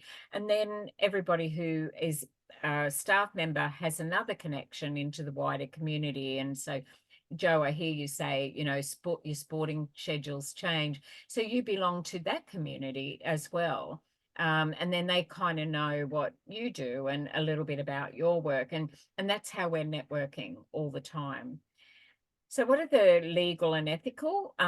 Follow your organization's social media policies. So I have my own private email and I do things there. And then there's some things from work where I will allow to come in, but it's around professional development and I might share in that space as well. So I don't want traffic in my work email unless it's relevant to helping anybody that I'm delivering classes to. Or my other trainers, so that I can say, here's this really great article. And I might put the link in, but not in the email. I might put it in our intranet, just where we communicate with each other. So we've still got to maintain client confidentiality, look for gossip and slander, bullying, organizational reputation. That's so huge. We are employed during those hours that we're rostered on. Even when we're not at work, our reputation has to be there. So I might wear more than one hat, but I need to be mindful of how each of the organisations that I'm involved with view that. So they know I'm an advocate. They know that I sit in that space around writing public policy. They know that about me, and they know that I have a strong voice in certain arenas when I need people to listen, or we can influence those decision makers. So not always, I'm not a sit at the table and agree kind of person, but I can be in different situations. So it would be fair to say that there's a time and a place as well for how we represent ourselves and our organisation, if that's appropriate. And that sits around, am I still working inside my professional boundary? And if you work with that, then you'll find that other people don't always understand it, that you have a full understanding around the legislation and the act, and you can quote different parts of the legislation that applies to that. If you have a seat at the table, then you need to use that voice, because you're representing people who don't have a voice and who can't organise themselves to collectively have a voice as well. That's what advocacy is in that space. So hearing about it, finding out what the unmet needs are very important. Whether people will listen to us or not depends on our personal reputation and our professional. And if you are a person with lived experience and you've got your own family has gone through challenges and that as well, often some of that can sit in there. So that it can be very public for some of our clients to even safely speak in public about what happened to them and how that is impacting them as well. So we can't be judged by, and neither can our clients be judged by, their name or in the media over certain things, especially if the courts have been involved in that. So it can make it very, very hard for victim survivors in that space, or the children whose parents may have been involved, and where the conversation is like, oh, their dad's in prison or their mum's in prison. You know, that is that filters through to the young people that we work with. And they're often defined what other people think of them, because they're still in that who am I and where do I fit in space. Or you're just like your uncle, or you're just like your mother, or you're just like your father. That's an adult, and that's a power imbalance. So they think, well, you're grown up, you hold all the power. That must be true, until they hear something different from somebody else. So we'll move past the case study. We've already done collaboration. We did that. Okay, benefits. Problems not easy to overcome, which is great. Bit of brainstorming. Outcomes that are not effectively achieved alone. Strength in numbers, that collective. Introduces ideas and solutions. Expertise. Subject matter experts.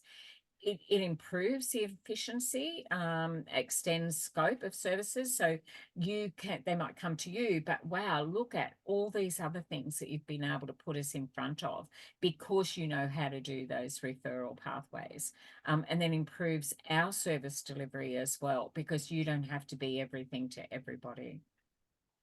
Synergy is the ability of a group to outperform even its best individual member. I really like that. There's something in Wikipedia. So about what is synergy in the workplace. There's even some organisations that will use the word synergy and call themselves synergy. And that's what it means. So we unpack this in our breakout room and our collaboration. We're ahead of our PowerPoints, people. Successful collaboration. Yeah, like we could have partnerships, partner together, co-facilitate, or we could move it into that other space around memorandum of understanding, or we may even form part of an advisory group where it's several organisations who are driving something to the wider community, and they want you to come in and contribute to that, not necessarily be the only one, but we want your perspective around that. So when you're sitting in that space of diploma, the opportunities may come up for you, maybe not now, but certainly in your future, if you want to step into that space. That knowledge sits around there. This would be a skill that you would need to have if you're the program lead. Even if you're doing case conferencing where you all share one client, but you each have your own role, we might come together and say, we need to do a case conferencing around this client. And it might involve the school, it might involve a parent, it might involve the young person, it might involve juvenile justice. Where are we all in wrapping those supports around our client? So there's also another one. So an MOU is a memorandum of understanding. There's another one of a DOI, which is declaration of intent. We will. So it's informal, but it actually says how we're going to conduct ourselves in this space. You know, we will work within our own scope of our role. There may be a lead agent where someone goes, we're facilitating this and we're inviting you in. So that could be like your local council, that might be even where you work, and they might bring people in to develop a policy or a procedure, because you're networking internally. Then it's like, well, what about that person? They're involved in that program, and this person works over here, and then they run this one on the weekends. We need everybody here. We need that input. That's still networking. So we network internally where we do referrals, and we network externally. And then we even do that remotely for our own professional development. Gosh, we don't have anyone in our region, but I might be able to find them on LinkedIn. It might be there. And then I can get that same information as if I'd had a conversation with them. Bring that into your space. Develop and maintain trust. We need that as principle. Create clear and robust partnership arrangements. They're those MOUs, declaration of intents. Sometimes we will we'll call together a group of people where if we go for funding, it may have to have 3, and we call that a consortia. So a consortium of service providers. So If I'm doing something, I might bring in someone from mental health, I might bring in someone from Headspace, might bring in someone from Department of Education, but we'll hand it over to our local council to do that. And then they might bring me in that space. And then maybe someone from the university as well, depending on what it is that we're working on as a project together. So we're just the advisory group, and we have oversight over it. So subject matter experts in the field will come and sit at the table, but we need to go back out and make sure that we're at the voice we take in there is the voice of what our clients want. So we then have to go back and collaborate and say, I'm going to this thing and I'm just wondering, and we do a quick survey. If you could say anything to adults, what would that be? What would that look like? What would you think is missing in your community? How do we do that? And when you do work placement for diploma in youth work, this is one of your projects. You're going to be collaborating with young people and you're going to ask them what's an unmet need in your community and who can we go to.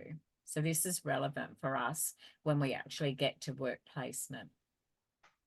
Monitor, measure, learn. We do that with surveys. So other organisations might send out a survey and say, what do you know about us as a service? Never heard of you.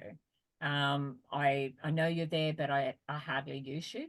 They actually are looking for feedback on what are they doing well and what could they do differently. That's networking. So there's lots of different ways that we can do that.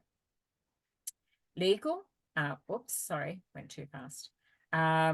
Yeah, copyright and intellectual property, super important. I'm sitting in that space at the moment for professional development.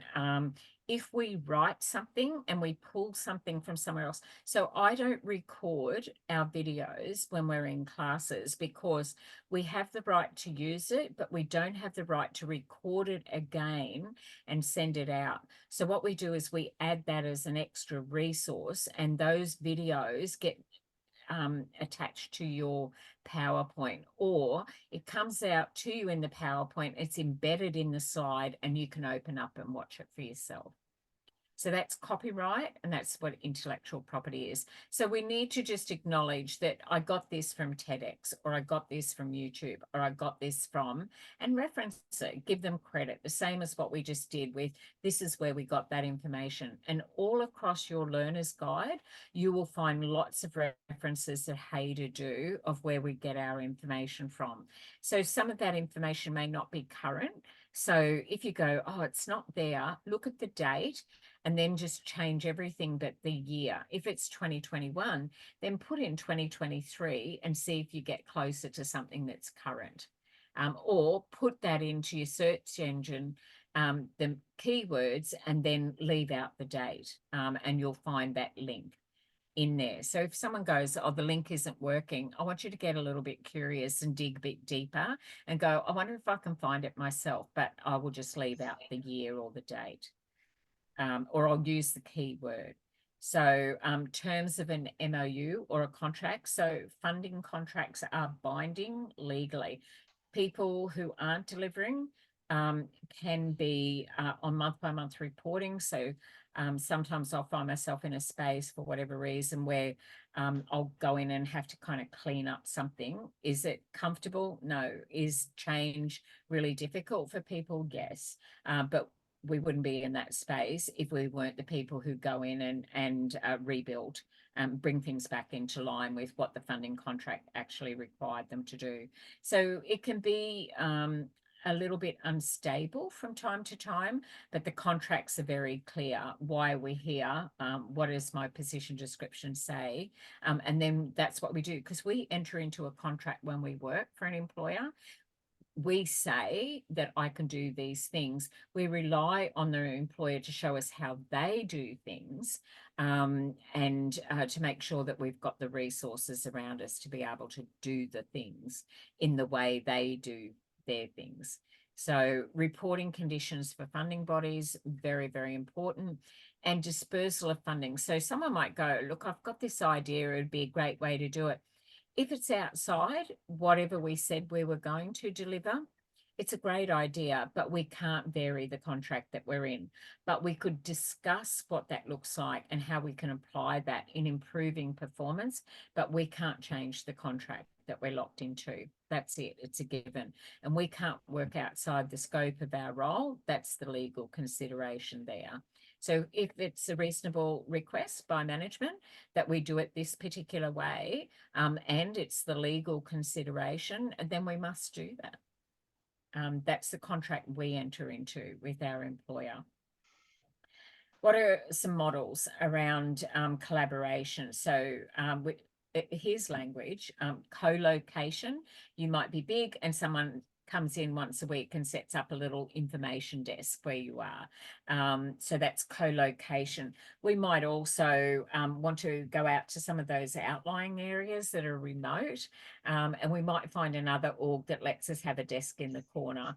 But also a library is a pretty good place in some of those really small places where you can go, well, we're going to be at the library between this time and this time.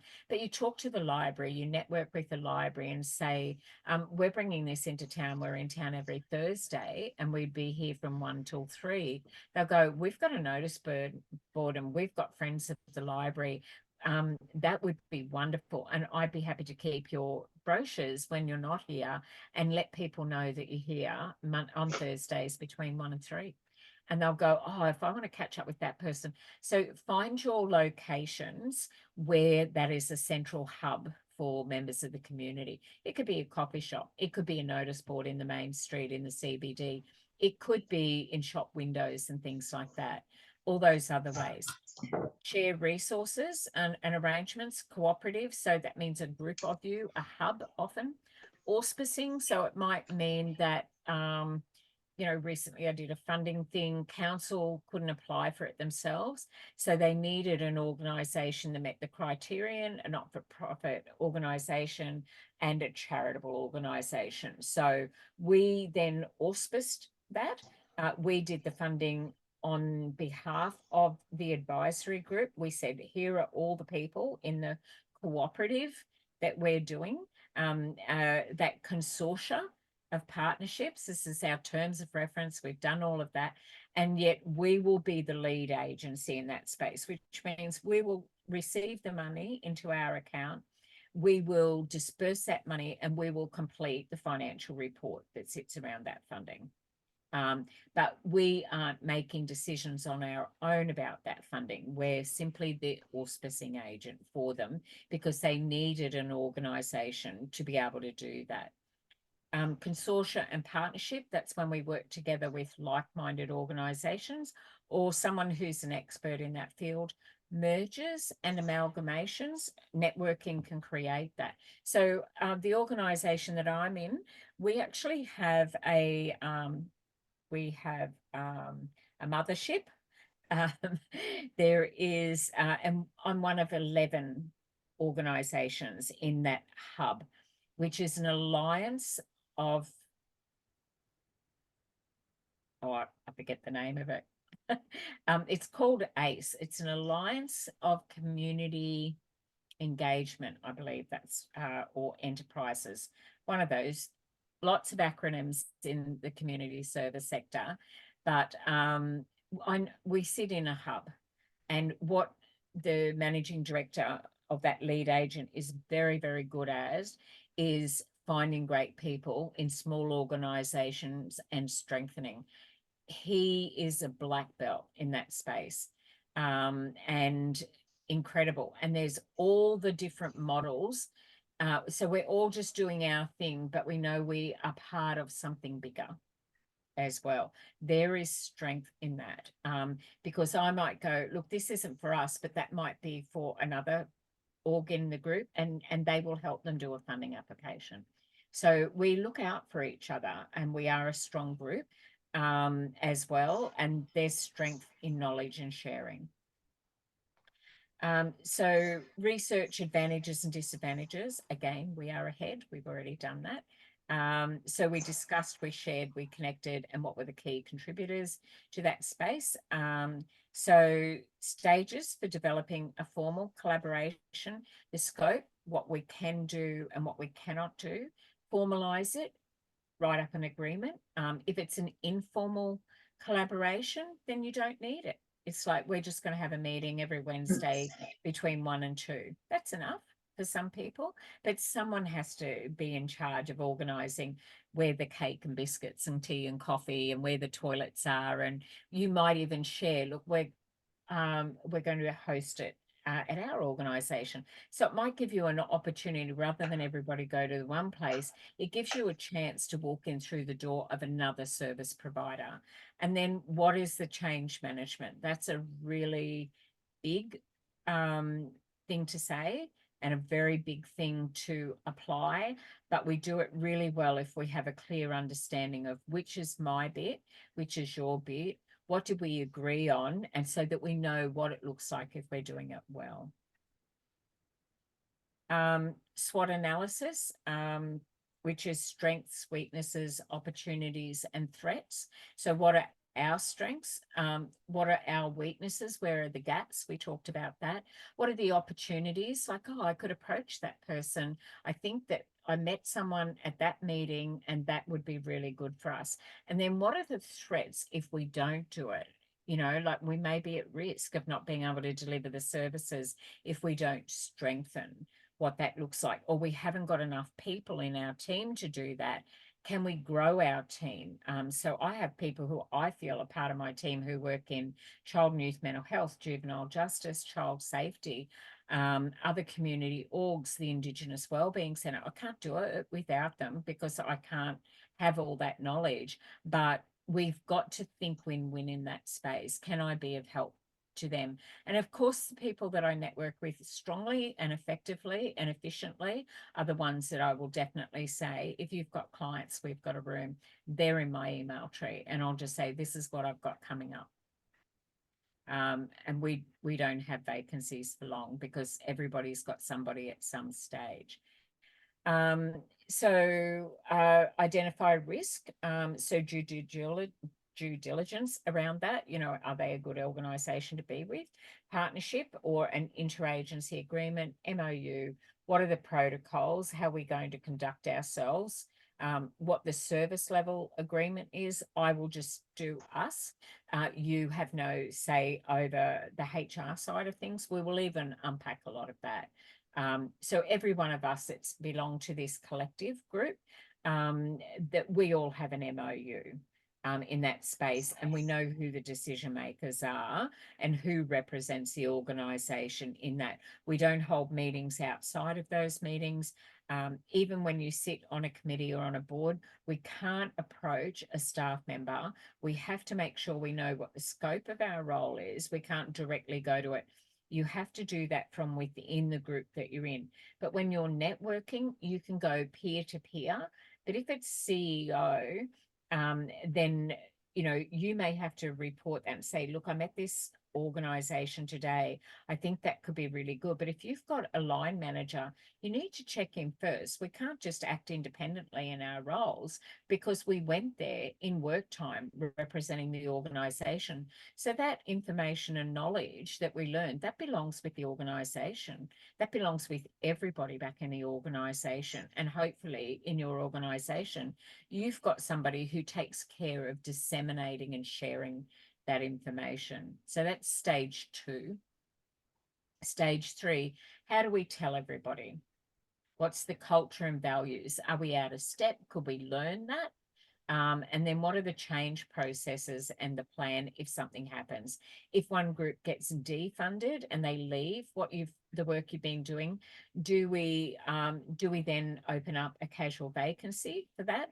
Or is it so informal that we go, look, we've got a gap. Let's see, I met somebody, let's see if they would be available. Oh, that sounds really good. Let's do that. And then manage the risks around that. So making sure that you've got client consent, permission to release, obtain and store their information, that when we're having a conversation around communication, we de-identify who we are speaking about. Even the first name in a small regional town and a little bit of that story can identify somebody. So I can tell you, we live on a very small planet when you start working in the community service sector. So just be really mindful about that, unless it's public knowledge, of course. And then you can say, I'm doing that. But if we don't have the client's consent, we work from that premise of nothing about me without me. I can't talk about that client. I can't identify that client because I haven't got their consent to even have that conversation. This is different to referrals. I can have consent, but that doesn't mean I can tell that person everything. Why am I talking about everything that's ever happened to that young person when they are a trauma survivor, when the only thing they want is a room somewhere? It's up to them to decide how they present themselves and how much of that story they want shared with other people. It's not relevant. And nor should we be talking about it either. We're actually breaching their confidentiality if it hasn't been very clear what we will say, who we will say it to, and how we will say it. To say that I'm looking for a room, do you have capacity? Yes. If they're doing a referral, they've been with our program for 6 months, they're really great. I think you'll find that they'll fit your model. And because they know our model, because we communicate and we network and we work collaboratively together. Often I'll get a call late from child safety, the police, or child and youth mental health, and they say, look, we've got someone who's got nowhere to stay after they're released from the mental health unit. And I'll just say, our model is this. And they'll go, oh no, that's not for them. And so we have to tell people what our model is rather than saying what we're not. We want to make sure that we're telling people so it doesn't lift the hopes of someone and they'll go, oh, there's a couple of places, I'll give them a call. And then it's like over promising and under delivering. And so it's a really sensitive space for young people to be navigating because they won't hear there isn't a room. They'll hear that they've been rejected personally. So we talk in terms of, let's see if there's any vacancies, rather than let's see if they've got a room for you. We even just de-identify and depersonalize that and see it as a resource. And then we can go a little further if we have consent. So reaching a consensus, that means that everybody must agree before we move forward, can slow down decision making, but it takes as long as it takes. If your model is around, like in the service that I'm in, all young people must agree. If one says no, because it is their home, we have a house meeting, everybody must say yes. And it doesn't mean no forever. It just means at the moment.